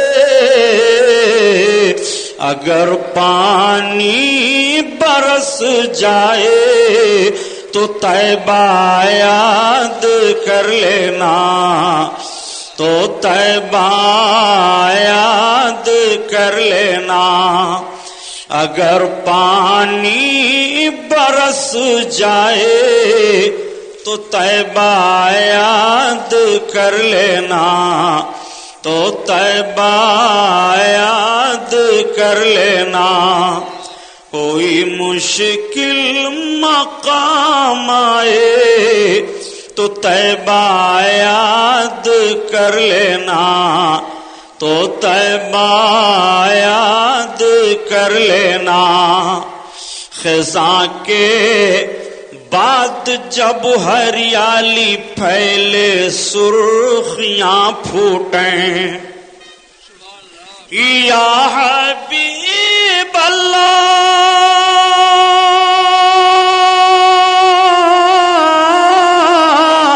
خزاں کے بعد جب ہریالی پھیلے، سرخیاں پھوٹیں،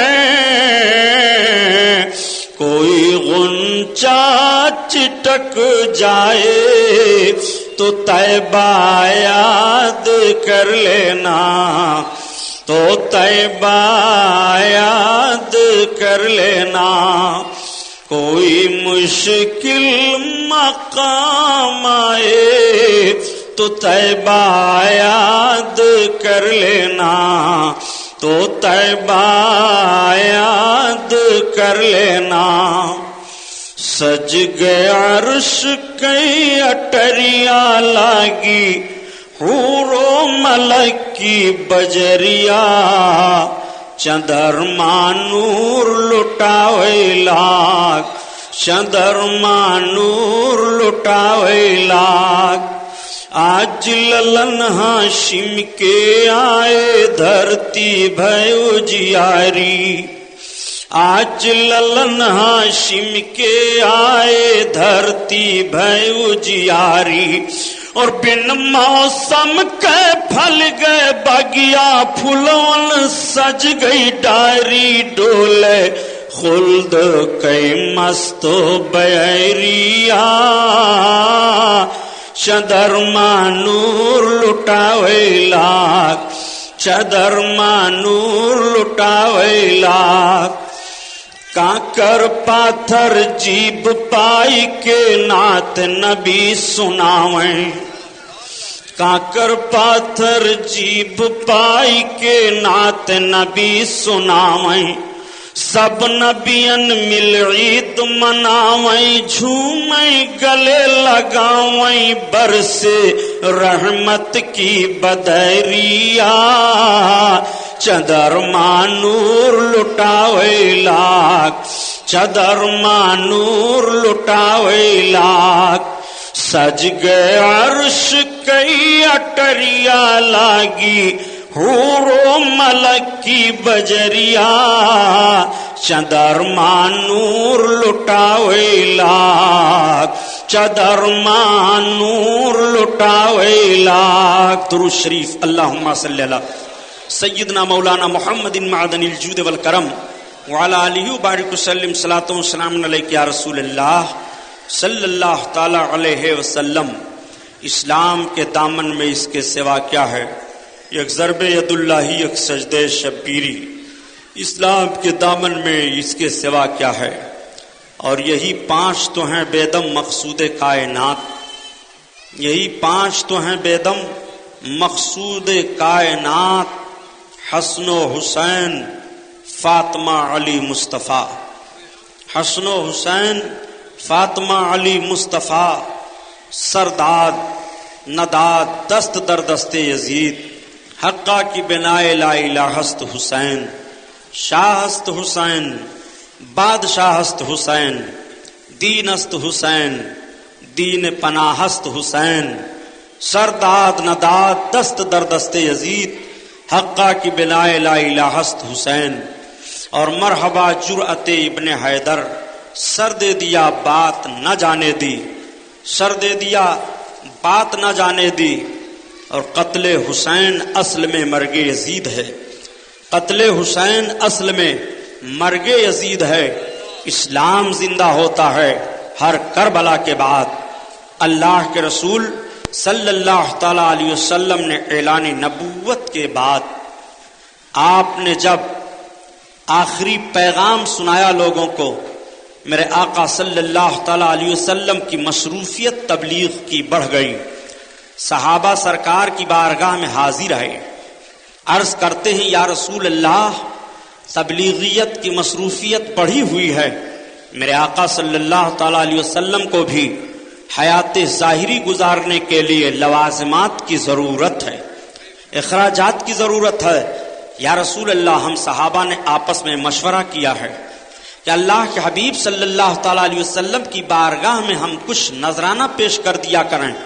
میرے آقا صلی اللہ علیہ وسلم تبلیغ فرما رہے ہیں، آقا کے حالات ظاہری کے لوازمات کو ہم لوگ دیکھ کر کے آپس میں طے کیے ہیں، یا رسول اللہ ہمارے اس مشورے کو آپ قبول فرما لیں۔ نبی کونین صلی اللہ تعالیٰ علیہ وسلم کی بارگاہ میں جب صحابہ نے عقیدت کا نذرانہ پیش کرنے کے لیے یہ مشورہ عرض کیا، اور بارگاہ رسالت میں آقائے کریم صلی اللہ تعالیٰ علیہ وسلم کے حیات ظاہری کے گزارنے کے اخراجات کو برداشت کرنے کے لیے تیار ہوئے تو رب تعالیٰ نے اپنے محبوب صلی اللہ تعالیٰ علیہ وسلم پر قرآن کی آیات کو نازل فرما دیا. جبریل میرے محبوب کے شیدائی، میرے محبوب کے اخراجات کو برداشت کرنے کے لیے تیار ہو رہے ہیں. میرے محبوب کو تبلیغ دین پر ان سے کسی اجرت کی ضرورت نہیں ہے. میرے محبوب کو تبلیغ دین پر ان کے زندگی ظاہری کے لوازمات کی ضرورت نہیں ہے. میرے محبوب نے جو تبلیغ دین کیا اور ان سب کو گمراہی سے نکال کر راہ راست پر لائے، جہنم کے راستے سے ہٹا کر کے جنت کا راستہ دکھا دیا ہے. میرے محبوب کو یہ سب کیا دیں گے؟ میرے محبوب کی بارگاہ میں حاضر ہو جاؤ. حضرت جبریل علیہ الصلوۃ والتسلیم آیات کریمہ لے کر کے حاضر ہوتے ہیں. میرے آقا پر وحی نازل ہوتی ہے. رب تعالیٰ نے ارشاد فرمایا قل لا اسألکم علیہ اجرا، اے محبوب تم فرما دو کہ میں تم سب سے تبلیغ اسلام پر کسی اجرت کا سوال نہیں کرتا ہوں. مجھے کوئی اجرت نہیں چاہیے. میرے آقا کسی سے کیا لیں گے؟ میرے آقا کا کرم تو یہ تھا کہ آقا کریم صلی اللہ علیہ وسلم کے دربار سے کوئی سائل واپس ہی نہیں جاتا تھا. اعلی حضرت عظیم البرکت کے بھائی استاذ زمن علامہ حسن رحمت اللہ تعالی علیہ اسی کی نشاندہی کرتے ہوئے عرض کرتے ہیں کہ اے مرد مومن، تو اپنے نبی صلی اللہ تعالیٰ علیہ وسلم کے داد و دہش کو دیکھنا چاہتا ہے تو دیکھ، خود بھیک دیں اور خود کہیں مانگتے کا بھلا ہو، کیوں کوئی تیری گلی میں روادار سادہ ہو، کیوں کوئی تیری گلی میں روادار سادہ ہو، جو راہ گدا جو بھیک لیے راہ گدا دیکھ رہا ہو، جو بھیک لیے راہ گدا دیکھ رہا ہو، جو بھیک لیے راہ گدا. اللہ اکبر. محبوب تم فرما دو کہ مجھ کو تبلیغ دین پر تم سے کوئی اجرت نہیں چاہیے.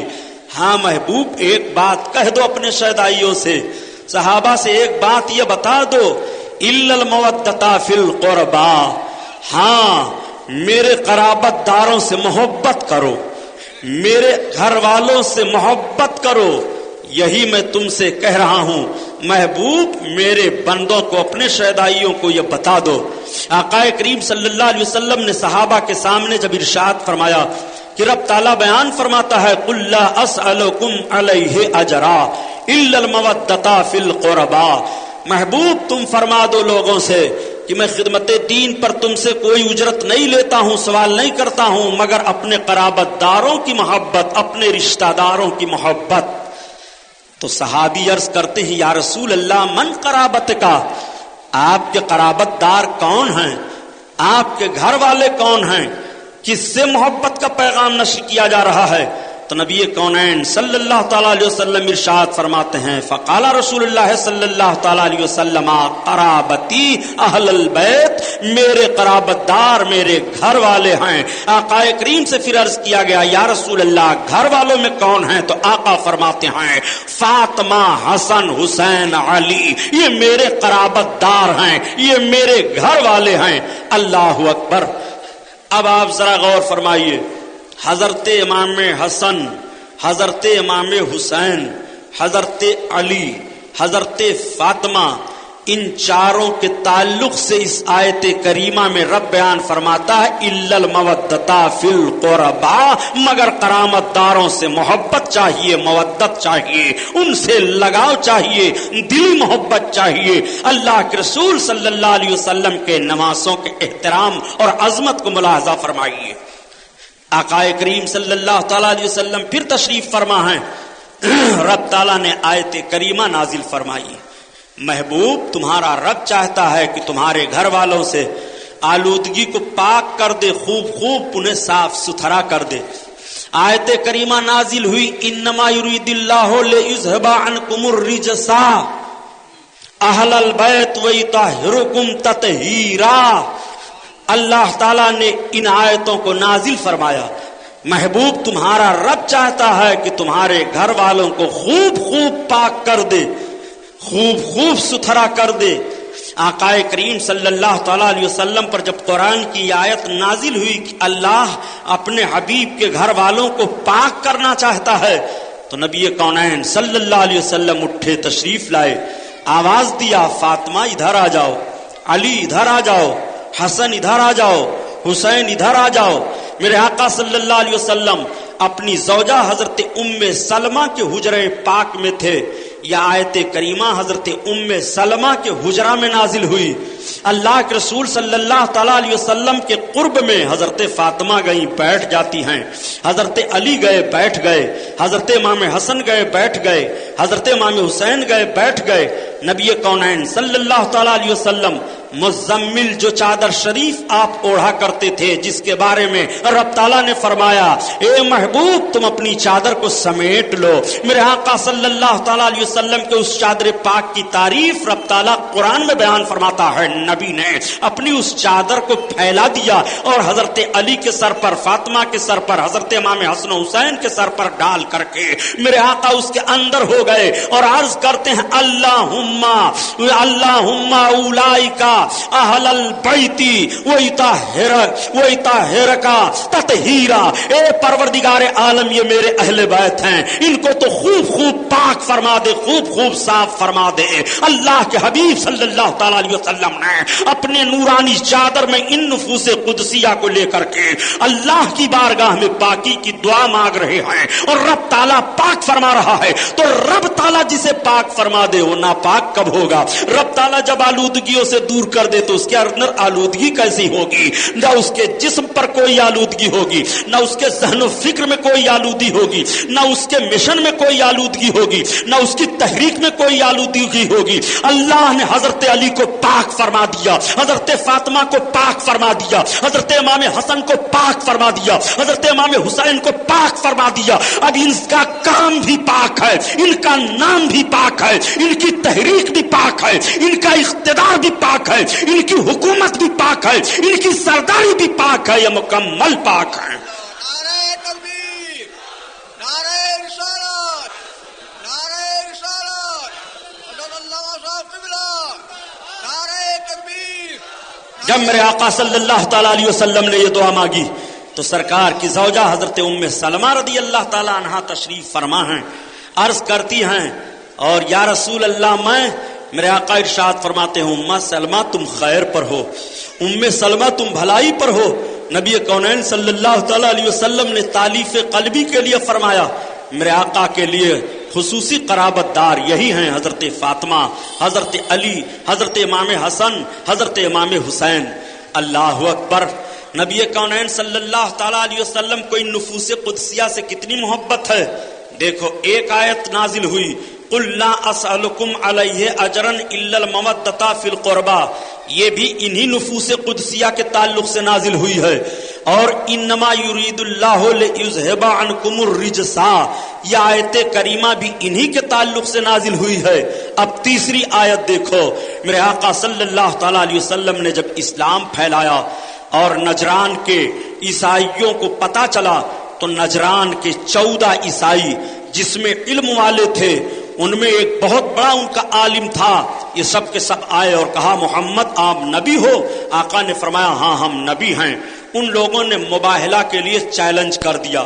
مباہلہ کہتے ہیں کہ جب جانبین میں اختلاف ہو تو دونوں ایک دوسرے پر بد دعا کریں اور اللہ کی لعنت بھیجیں تو اللہ تعالیٰ ان کو تباہ و برباد کر دیتا ہے، وہیں مٹا دیتا ہے، وہیں فنا کر دیتا ہے. اس کو مباہلہ کہتے ہیں. آقا کریم صلی اللہ تعالیٰ علیہ وسلم کو مباہلہ کی دعوت دے دی ان عیسائیوں نے. ان نصارہ نے کہہ دیا کہ ہم محمد آپ سے مباہلہ کرنا چاہتے ہیں، تم ہمارے لیے بد دعا کرو، ہم تمہارے لیے بد دعا کریں، ہمارے اوپر تم اللہ کی لعنت بھیجو، جو صحیح ہوگا وہ بچ جائے گا، جو غلط ہوگا وہ ہلاک ہو جائے گا.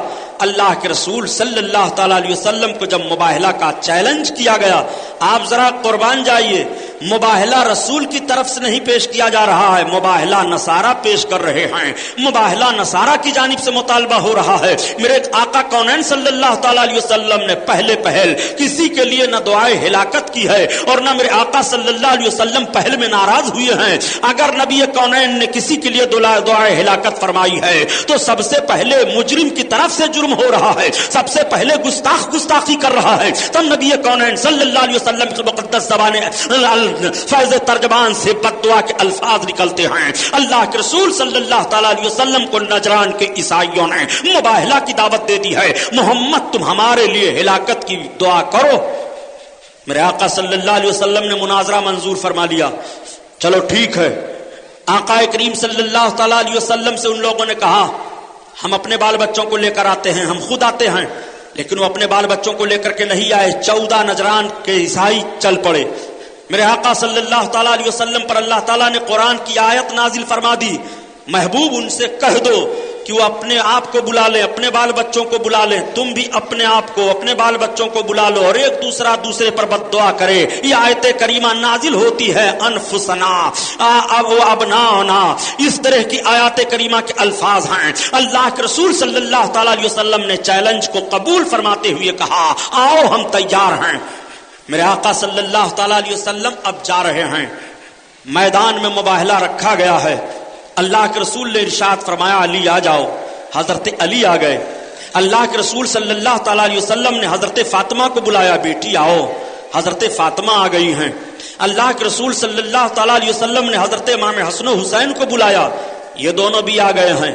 ये 5 नुफूसे कुदसिया मुबाहला के लिए चल पड़े। इनको पंजतन कहा जाता है। पंज के माना होते हैं 5 और तन के माना होते हैं जिस्म। ये 5 नूरानी अजसाम रब की बारगाह में उन ईसाइयों के लिए बद्दुआ करने के लिए मैदान में उनके मुकाबला में तशरीफ ले जा रहे हैं।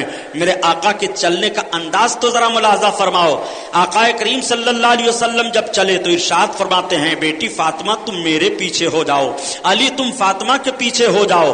हजरत इमाम हसन को दाहिनी तरफ कर दिया, हजरत इमाम हुसैन को बाईं तरफ कर दिया। नबी कौनैन सल्लल्लाहु ताला अलैहि वसल्लम की शहजादी हजरत फातिमा का वकार भी तो मुलाजा फरमाइए। अल्लाह के रसूल को यह गवारा नहीं है कि मेरी बेटी फातिमा के निशाने कदम को भी कोई देखे, इसलिए रसूलुल्लाह फरमा रहे हैं फातिमा तुम हमारे पीछे पीछे चलो। नबी कौनैन के कदम पाक पर हजरत खातून जन्नत फातिमा जहरा के कदम के निशानात पड़ रहे हैं और हजरत खातून जन्नत के निशाने कदम पर हजरत अली के निशानात पड़ रहे हैं।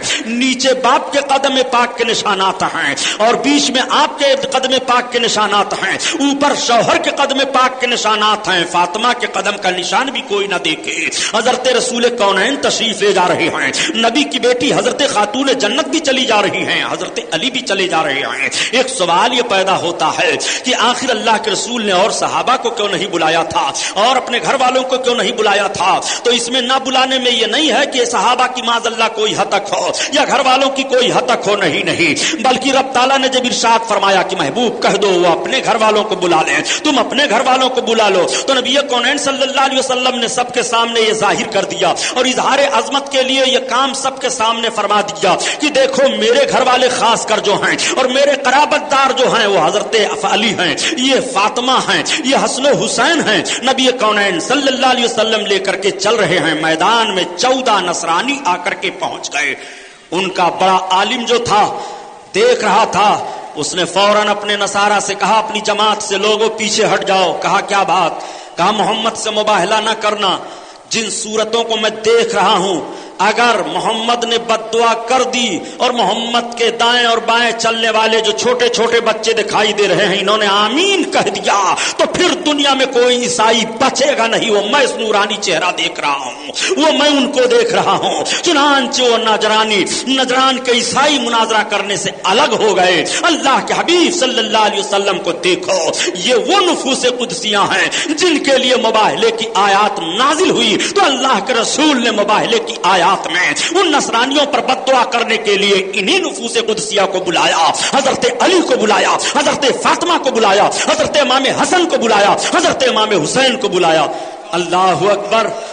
आका करीम सल्लल्लाहु अलैहि वसल्लम को अपनी बेटी हजरत फातिमा से बड़ी मोहब्बत है।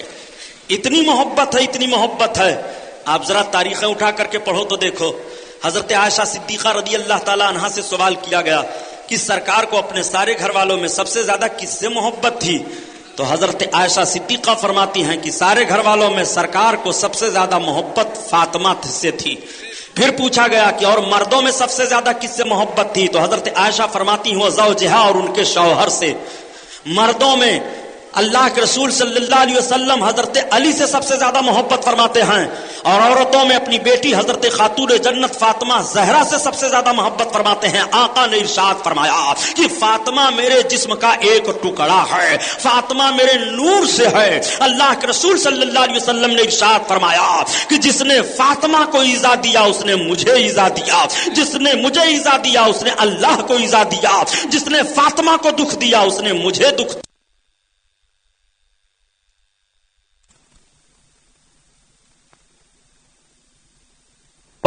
اللہ کے حبیب ارشاد فرماتے ہیں یہ میری بیٹی ہے جس نے میری بیٹی کو ناراض کر دیا اس نے مجھے ناراض کر دیا، جس نے میری بیٹی سے بغض کیا اس نے مجھ سے بغض کیا، جس نے فاطمہ سے محبت کی اس نے مجھ سے محبت کی۔ آقا فرماتے ہیں فاطمہ سیدۃ النساء العالمین، فاطمہ تمام دنیا کی عورتوں کی سردار ہیں۔ میری بیٹی فاطمہ سیدۃ النساء الجنہ، میری بیٹی تمام جنتی عورتوں کی سردارہ ہے۔ اللہ کے رسول صلی اللہ علیہ وسلم نے اپنی بیٹی حضرت فاطمہ زہرا کو تمام جنتی عورتوں کا سردار قرار دیا ہے۔ میرے آقا صلی اللہ علیہ وسلم نے اپنی بیٹی حضرت خاتون جنت فاطمہ زہرا کو تمام عورتوں میں دنیا کی سردارہ اقرار ارشاد فرمایا ہے۔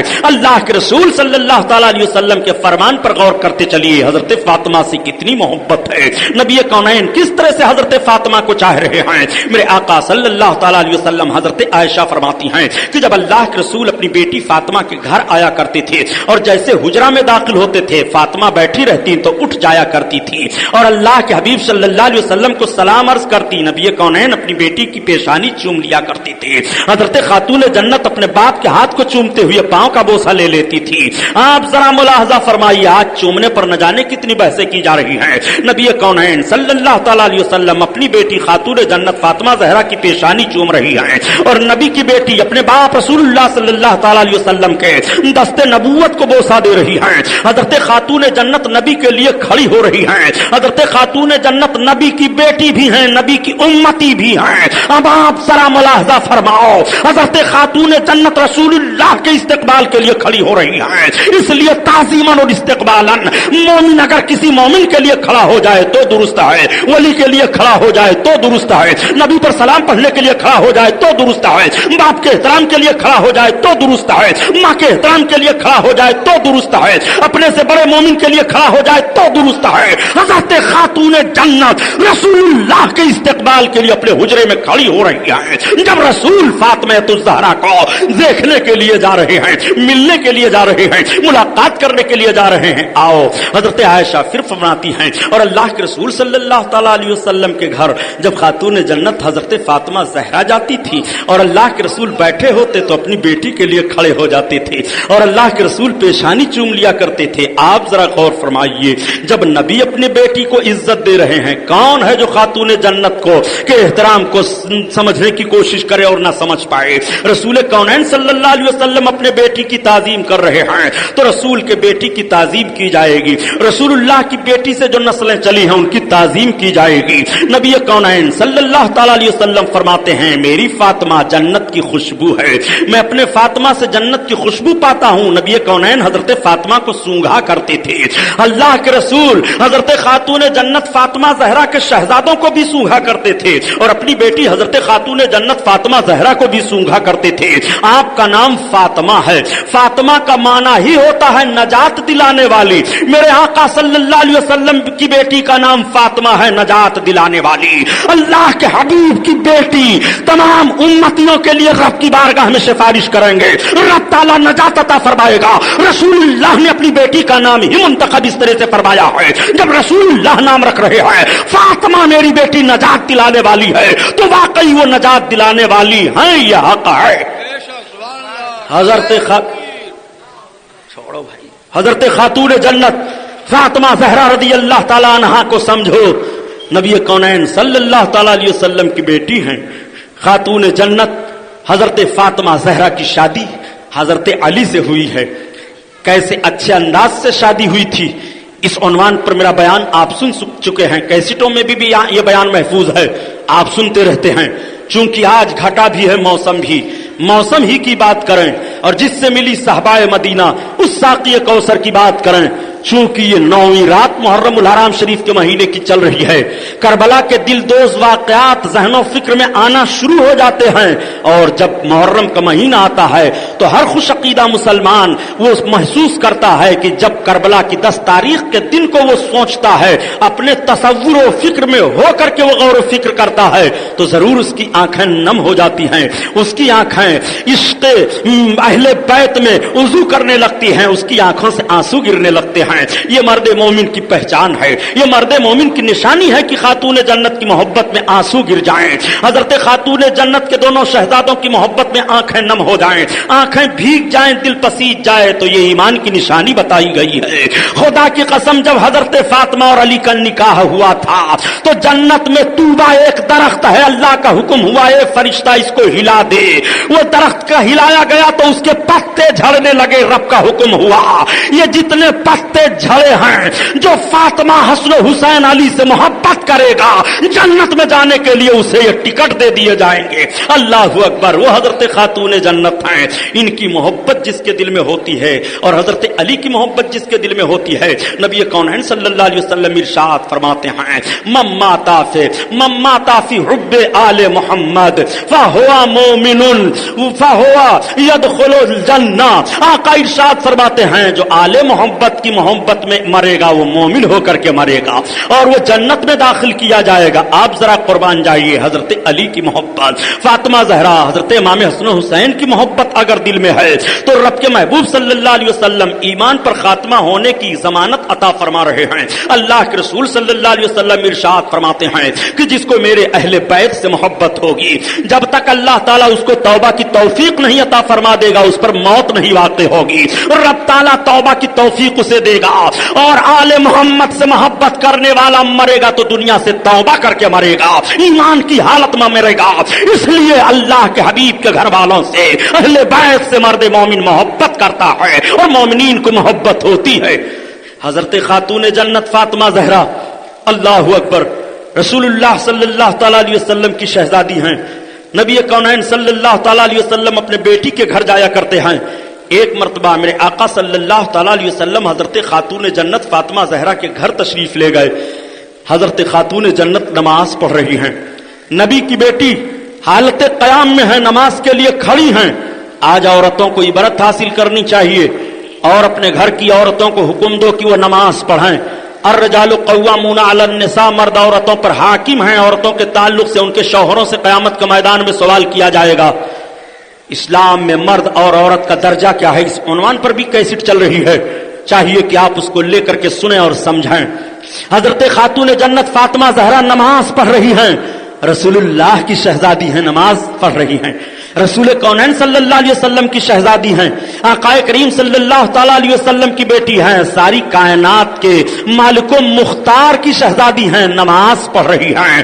آج ہم اور آپ کیسے ہیں جو نماز سے کوسوں دور رہتے ہیں, دعویٰ کرتے ہیں کہ ہم حسین سے محبت کر رہے ہیں, دعویٰ ہم کرتے ہیں کہ امام حسن سے محبت کر رہے ہیں. آپ کی ماں حضرت خاتون جنت شہزادی رسول سے ہمیں محبت ہے, ان کے قدموں کے نیچے کی دھول مل جائے تو ہم سرما بنا کر اپنی آنکھوں میں لگا لیں, ہم اپنی زبان پر رکھ لیں اور باعث نجات سمجھنے لگیں, یہ ہمارا دعویٰ ہوتا ہے. مگر آپ ذرا سنو پیارے, اگر بغیر عشق کے دعویٰ کیا جاتا ہے تو وہ دعویٰ جھوٹا مانا جاتا ہے, اس دعوے کی کوئی حیثیت نہیں ہوا کرتی ہے. حضرت خاتون جنت فاطمہ زہرا رضی اللہ تعالیٰ عنہا نماز پڑھ رہی ہیں. امت کی عورتوں کو چاہیے کہ ان کا بھی سر سجدہ میں جائے, ان کی زبان پر بھی تسبیح آئے, ان کی زبان پر بھی قرآن کی آیت تلاوت ہاں. مسلمہ عورتوں کو چاہیے کہ نبی کونین صلی اللہ تعالی علیہ وسلم کی بیٹی حضرت خاتون جنت کے نقش قدم پر چل کر کے اپنے عاقبت کو سنوار لیں, اپنی زندگی کو سنوار لیں, اپنی اولادوں کو سنوار لیں. خاتون جنت کی نماز ذرا دیکھو, حضرت فاطمہ نماز پڑھ رہی ہیں, اللہ کے رسول صلی اللہ علیہ وسلم تشریف لے گئے, نبی کی نگاہ اقدس اپنی بیٹی حضرت فاطمہ پر پڑ جاتی ہے. اللہ کے رسول صلی اللہ تعالی علیہ وسلم دیکھتے ہیں کہ میری بیٹی کا جسم کانپ رہا ہے, بدن پر لرزہ طاری ہے. حضرت فاطمہ نماز ادا کر کے جب سلام پھیرتی ہوتی ہیں تو دیکھا کہ ابا حضور تشریف فرما ہے، سلام کیا۔ اللہ کے رسول صلی اللہ علیہ وسلم نے حضرت خاتون جنت کی پیشانی کو چومتے ہوئے فرمایا، بیٹی تمہارا جسم کیوں کانپ رہا ہے؟ بیٹی تمہارے جسم پر لرزہ کیوں ہے؟ آنکھوں میں اشک بہ گئے، آنکھوں میں آنسو آ گئے۔ حضرت خاتون جنت کو شکوہ نہیں کرنا تھا۔ آقا فرماتے ہیں، بیٹی بتاؤ تو اتنی کمزور کیوں ہو گئی ہو؟ فاطمہ تمہارا جسم کانپ کیوں رہا ہے؟ نبی کونین کے سامنے جسم اور آپ کا ہلنے لگا۔ رسول اللہ صلی اللہ تعالی علیہ وسلم کے سامنے اپنی نگاہوں کو جھکاتے ہوئے عرض کرتی ہیں، ابا حضور میں شکایت نہیں کر رہی ہوں، لیکن اب آپ نے جب سوال عرض کر دیا ہے تو مجھے عرض ہی کرنا ہے اپنا معاملہ۔ یا رسول اللہ، آج 3 دن کا عرصہ گزر گیا، میں بھوکی ہوں، گھر میں کھانے کے لیے کچھ نہیں ہے۔ علی تھوڑا سا جو لائے تھے اس کا آٹا تیار کیا، روٹی بنایا، بچوں کو کھلا دیا، اور یا رسول اللہ آدھی روٹی بچی، دروازے پر فقیر نے سوال کر دیا، وہ اٹھا کر کے میں نے فقیر کو دے دیا ہے۔ یہ رسول اللہ کی بیٹی ہیں، خود نہیں کھا رہی ہیں، مگر دروازے سے سائل نہ پھیرا جائے، اس لیے کہ یہ جانتی ہیں کہ میرے باپ پر قرآن کی آیت نازل ہوئی ہے، وَأَمَّا السَّائِلَ فَلَا تَنْهَرْ۔ محبوب سوال کرنے والے کو جھڑکو نہیں، محبوب سوال کرنے والا تمہارے دروازہ سے محروم نہ واپس جانا جائے۔ جب اللہ فرماتا ہے وَأَمَّا السَّائِلَ فَلَا تَنْهَرْ، اور سوال کرنے والے کا سوال رد نہ کرو، تو پتا چلا کہ امتی کو رسول اللہ کی ہی چوکھٹ سوال کرنے کے لیے ہے۔ امتی رسول ہی سے مانگے، امتی اپنے آقا سے سوال کرے۔ عطا تو رب فرماتا ہے مگر اپنے محبوب کی چوکھٹ سے عطا فرما رہا ہے۔ رب کا فرمان ہے مَا آتَاكُمُ الرَّسُولُ فَخُذُوهُ وَمَا نَهَاكُمْ عَنْهُ فَانْتَهُوا۔ رسول اللہ جو تمہیں دے وہ لے لو، اور رسول اللہ جن چیزوں سے منع فرمائے رک جاؤ۔ آؤ ذرا دیکھو، اللہ کے حبیب صلی اللہ تعالی علیہ وسلم کی شہزادی نے جب اپنے آقا سے عرض کیا تو نبی کونین کی مقدس نبوت والی آنکھوں میں آنسو چھلک آئے۔ میرے آقا کی نگاہیں نبوت ڈبڈبا گئیں۔ دونوں عالم کے مالک و مختار جو سب کو کھلانے پلانے والے ہیں، جن کے تعلق سے حدیث پاک ہے، آقا ارشاد فرماتے ہیں اللہ یؤتی وانا قاسم، اللہ عطا فرماتا ہے اور بانٹنے والا میں ہوں۔ اسی لیے تو اعلیٰ حضرت عظیم البرکت فرماتے ہیں کہ خلق کے حاکم ہو تم اور رزق کے قاسم ہو تم، جو ملا تم سے ملا تم پہ کرو درود، کرو درود۔ اللہ اللہ، آقا کریم صلی اللہ تعالی علیہ وسلم کے دست نبوت اٹھ گئے رب کی بارگاہ میں۔ آقا دعا مانگتے ہیں، یا الہی میری فاطمہ کو اب بھوک نہ ستائے۔ نبی کی دعا قبول ہو جاتی ہے، اور حضرت خاتون جنت فاطمہ زہرا اسی تاریخ سے کبھی بھی بھوک کے شکوے میں نہیں آتی ہیں، اور نہ ان کو بھوک کا احساس ہوتا ہے۔ وہ حضرت خاتون جنت فاطمہ زہرا ہیں جس کے بھوک کی دعا نبی کونین مانگ رہے ہیں۔ اپنی بیٹی سے کتنی محبت ہے رسول اللہ صلی اللہ تعالی علیہ وسلم کو۔ میرے آقا مدینہ طیبہ میں تشریف فرما ہیں، ابتدائی اسلام کا وقت ہے۔ اللہ کے رسول صلی اللہ تعالی علیہ وسلم کو ایمان لا کر کے لوگ رسول تسلیم کر رہے ہیں، لیکن مدینہ میں یہودی بھی بڑے تھے اور بڑے دبنگ یہودی تھے۔ ایک مرتبہ یہودیوں کے وہاں ایک شادی کی تقریب رکھی گئی۔ یہودن عورتیں آئیں اللہ کے رسول کے گھر اور عرض کرتی ہیں، اے مسلمانوں کے رسول، ہمارے گھر پر شادی ہے، میں دعوت دینے آئی ہوں، کیا آپ اپنی بیٹی فاطمہ کو اجازت دے دیں گے کہ میرے گھر پر وہ شادی میں شرکت کریں؟ اللہ کے رسول صلی اللہ علیہ وسلم نے ان آنے والی عورتیں کے دل کے بھید کو جان لیا۔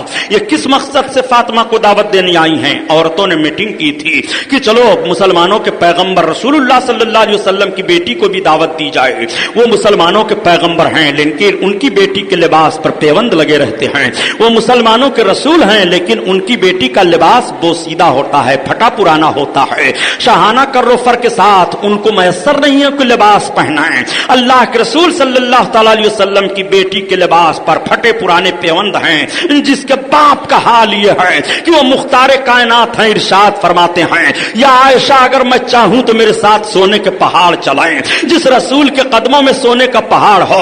तालीम में उम्मत के लिए रसूलुल्लाह ने अपनी बेटी को क्या तालीम दिया है। इसीलिए मेरे आका सल्लल्लाहु तआला अलैहि वसल्लम की बारगाह में जब हजरत अली ने फातिमा को भेजा था, ए फातिमा तुम रसूलुल्लाह की बारगाह में चली जाओ, जंग से फारिग होकर के सहाबा आए हैं, उस जंग से गनीमत का माल मिला है, उसमें लौंडियां भी आई हैं, कनीजें आई हैं, वो आज बांटी जाएंगी, तकसीम की जाएंगी। फातिमा तुम भी जाओ अपना हाथ पटाने के लिए रसूलुल्लाह की बारगाह में, कोई लौंडी ले आओ। हजरत खातून जन्नत फातिमा जहरा भी गई, एक किनारे अपने अब्बा हुजूर के बगल बैठ गई हैं। अल्लाह के रसूल सल्लल्लाहु तआला अलैहि वसल्लम ने माल गनीमत तकसीम करना शुरू कर दिया। जब बांट चुके, इरशाद फरमाते हैं, बेटी कैसे आई हो। हजरत खातून जन्नत तभी जबान में अर्ज करती हैं, या रसूल अल्लाह, ए मेरे आका मुझको अली ने भेजा है। आपने आपको हजरत अली की तरफ निस्बत किया, या रसूल अल्लाह मुझको अली ने भेजा है कि अपने हाथ को काम में बटाने के लिए जाओ, कोई लौंडी रसूलुल्लाह की बारगाह से मांग लाओ। तब तक मेरे आका की निगाहें मुकद्दस छलक गई।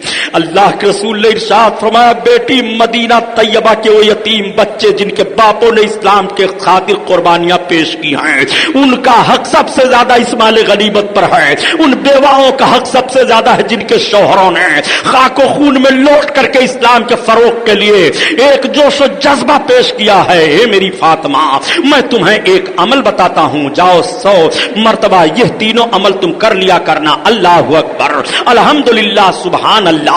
मेरी बेटी जाओ तुम ये 100 मर्तबा पढ़ लिया करना, ये तीनों दुनिया में तुम्हारे लिए सबसे बेहतर है। रसूलुल्लाह अपनी बेटी को अपनी बारगाह से रुखसत कर रहे हैं तो अमल का पैगाम देकर के रुखसत कर रहे हैं। इरशाद फरमाते हैं, या फातिमा ए मली, ए मली, ए फातिमा अमल करो, अमल करो, अमल करो, यकीन मुहकम अमल पे हम, मोहब्बत फातिह आलम, जिहाद जिंदगी में हैं यही मर्दों की शमशीरें। वो हजरत खातून जन्नत फातिमा जहरा हैं। हजरत फातिमा जहरा के ताल्लुक से यहूदन औरतों ने सोचा था कि जब रसूलुल्लाह की बेटी हमारे वहां शादी में आएंगी तो हमको तमस्खुर करने का मौका मिल जाएगा, मजाक करने का मौका मिल जाएगा, और हम देख करके फातिमा को हंसेंगी कि ये अल्लाह के रसूल मुसलमानों के पैगंबर की बेटी हैं, ये देखो किस तरह फटे पुराने लिबास में आई हैं, तो नबी की बेटी को तकलीफ होगी। जाकर अपने ये बाप से भी कहेंगी। ये प्लान बनाया था उन यहूदन औरतों ने। रसूलुल्लाह सल्लल्लाहु अलैहि वसल्लम ने भांप लिया, मेरे आका ने उनके दिलों के राज को जान लिया, मंजूर फरमा लिया। ठीक है, तुम्हारी शादी की तकरीब में मेरी बेटी फातिमा जाएंगी। हजरत खातून जन्नत जब सुनती हैं तो लरज जाती हैं, कांपने लगती हैं, सोचने लगती हैं कि अब्बा हुजूर ने तो मंजूर फरमा लिया है, लेकिन ये यहूदन औरतें जेवरात पहनती हैं, ये अच्छे अच्छे लिबास पहनती हैं, और शादी के दिन तो और अच्छे अच्छे लिबास ये पहनेंगी। इनका जिस्म पूरे जेवरों से मुरस्सा होगा, सजा सजाया होगा। मैं इनके दरमियान जाऊं, मुझे बड़ी सुबकी होगी। मेरे अब्बा हुजूर की इज्जत की हतक का मामला होगा। ये कहेंगी कि रसूलुल्लाह की बेटी हैं, ये मुसलमानों के पैगंबर की बेटी हैं, आई हैं। हजरत खातून जन्नत ये सब कुछ सोच रही हैं। शादी की तकरीब का दिन आ जाता है। अल्लाह के रसूल सल्लल्लाहु तआला अलैहि वसल्लम की बारगाह में अल्लाह तबारक व तआला ने अपने मुकर्रब फरिश्ता हजरत जिब्राइल अलैहिस्सलाम को भेजा। रब को यह मंजूर नहीं है कि मेरी महबूब की बेटी की आंखें छलक आएं और गैरत जोश में आ जाए। रब ताला की गैरत जोश में आ गई। रब ताला ने फरमाया, जिब्रील जल्दी करो, जन्नत से जोड़ा ले लो, जाओ मेरे महबूब की बारगाह में दे दो, ये फातिमा के लिए जोड़ा है। हजरत जिब्रील अलैहिस्सलातु तस्लीम जन्नती जोड़ा लेकर के नबी कौनैन की बारगाह में आ गए हैं। अपने रसूल का इख्तियार भी मुलाहजा फरमाओ। रसूलुल्लाह सल्लल्लाहु अलैहि वसल्लम की बेटी का लिबास जन्नत से आ रहा है। जिस रसूल की बेटी का लिबास जन्नत से आए, उस रसूल की बेटी पर हमला करना, उनके इज्जत व वक़ार पर ठेस पहुंचानी, अपने आप को दुनिया और आखिरत में हिलाक कर लेना है। ये नबी कौनैन की शहजादी है, खुदा की कसम।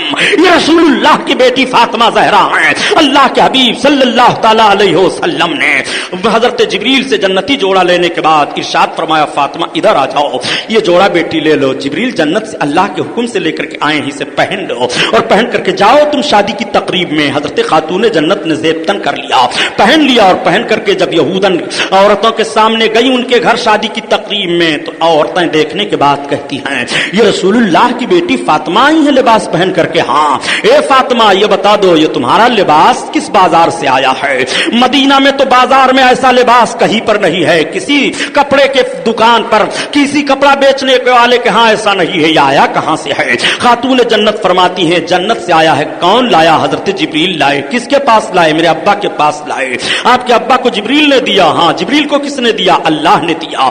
अल्लाह के रसूल सल्लल्लाहु अलैहि वसल्लम ने मुझे दिया है। इतना सुनना था।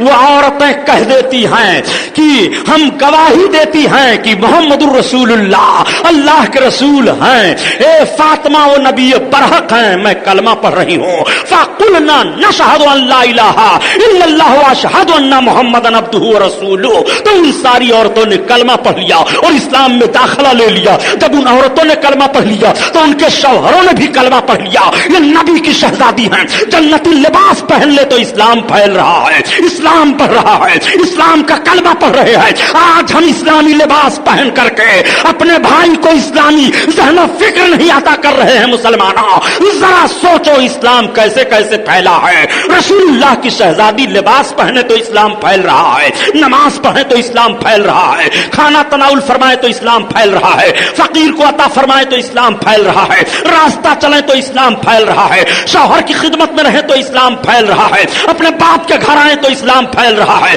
अपने बाप के घर से जाए तो इस्लाम फैल रहा है। ये रसूलुल्लाह की बेटी हजरत खातून जन्नत फातिमा ज़हरा की अजमत है। ये खातून जन्नत फातिमा ज़हरा की फजीलत है।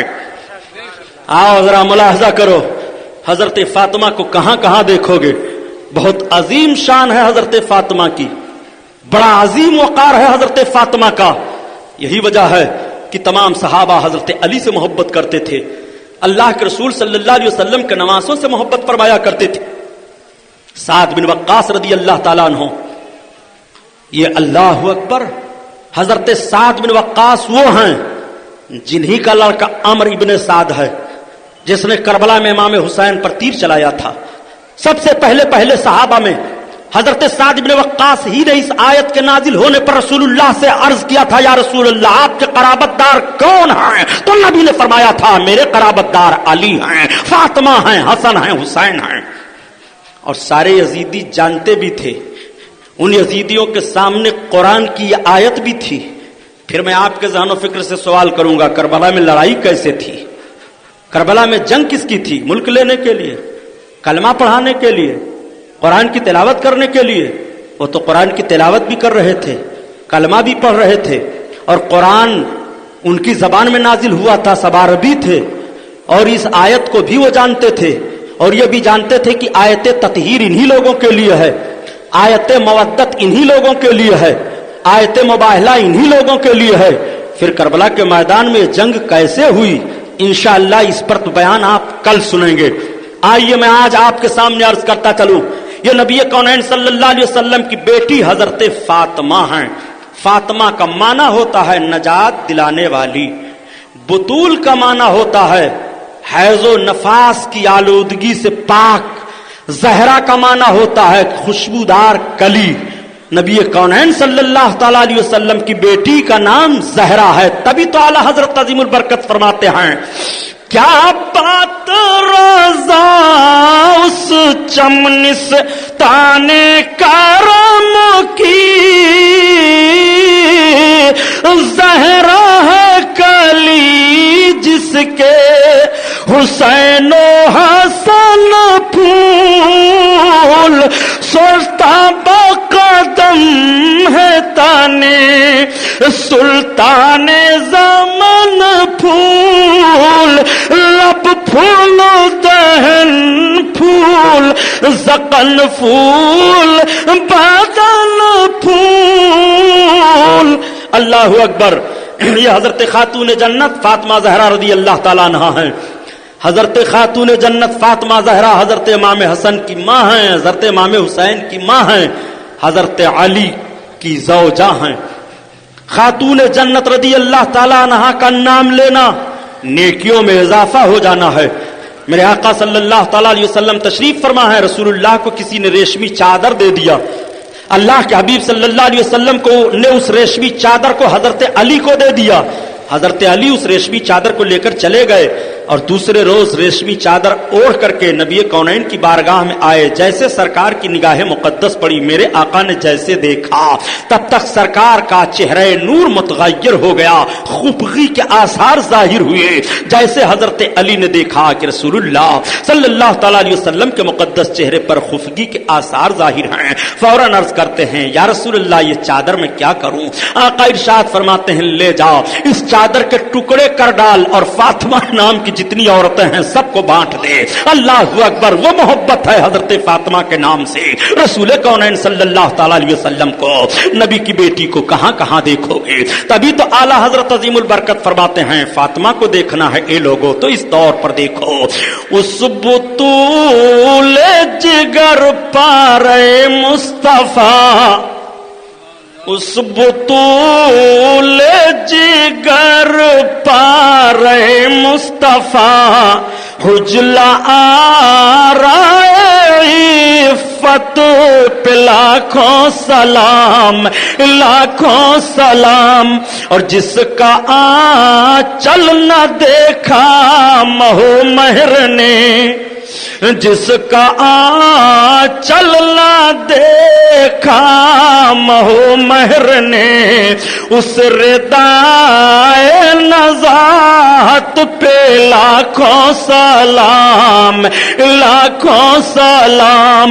اور آب تطہیر میں جس کے پودے جمے, آب تطہیر میں جس کے پودے جمے, اس ریاض نجابت پہ لاکھوں سلام, لاکھوں سلام. اور سیدہ زاہدہ طیبہ طاہرہ, سیدہ زاہدہ طیبہ طاہرہ, جان احمد کے رات پہ لاکھوں سلام, لاکھوں سلام. اللہ اللہ, وہ حضرت امام حسن حضرت امام حسین کی ماں حضرت خاتون جنت فاطمہ زہرا ہیں. رب فرماتا ہے قل لا اسألکم علیہ اجرا الا المودۃ فی القربى, اے محبوب تم فرما دو خدمت دین پر مجھے تم سے کوئی اجرت نہیں چاہیے, الا المودۃ فی القربى, ہمارے قرابت داروں کی محبت. اس لیے حضرت علی سے محبت کرو, حضرت فاطمہ سے محبت کرو, حضرت امام حسن و حسین سے محبت کرو. انہی دونوں کی گود کے کھلے ہوئے امام علی مقام ہیں. آؤ ذرا دیکھو حضرت امام حسن رضی اللہ تعالی عنہ کی ولادت بسعادت میں ملاحظہ فرماؤ. حضرت خاتون جنت ہی کی گود میں تو آئے ہیں. نبی کونین صلی اللہ تعالی علیہ وسلم کی شہزادی کے لیے ہجرت کا 3 سال ہے. 15 رمضان مبارک کی مقدس تاریخ ہے. اللہ کے رسول صلی اللہ علیہ وسلم تشریف فرما ہیں. تب تک حضرت جبریل علیہ الصلوۃ والتسلیم نبی کی بارگاہ میں حاضر ہو گئے اور سلام عرض کرتے ہیں یا رسول اللہ آپ کو رب سلام پیش فرماتا ہے. اللہ کے رسول صلی اللہ علیہ وسلم نے سلام کیا. حضرت جبریل ایک منقش کپڑا جس پر ایک تصویر بنی ہوئی ہے رسول اللہ کے سامنے رکھ دیتے ہیں. یا رسول اللہ ذرا اس کو تو ملاحظہ فرمائیے. اللہ کے رسول اس منقش کپڑا کو لیتے ہیں اور دیکھتے ہیں کہ اس پر بڑی خوبصورت تصویر ہے.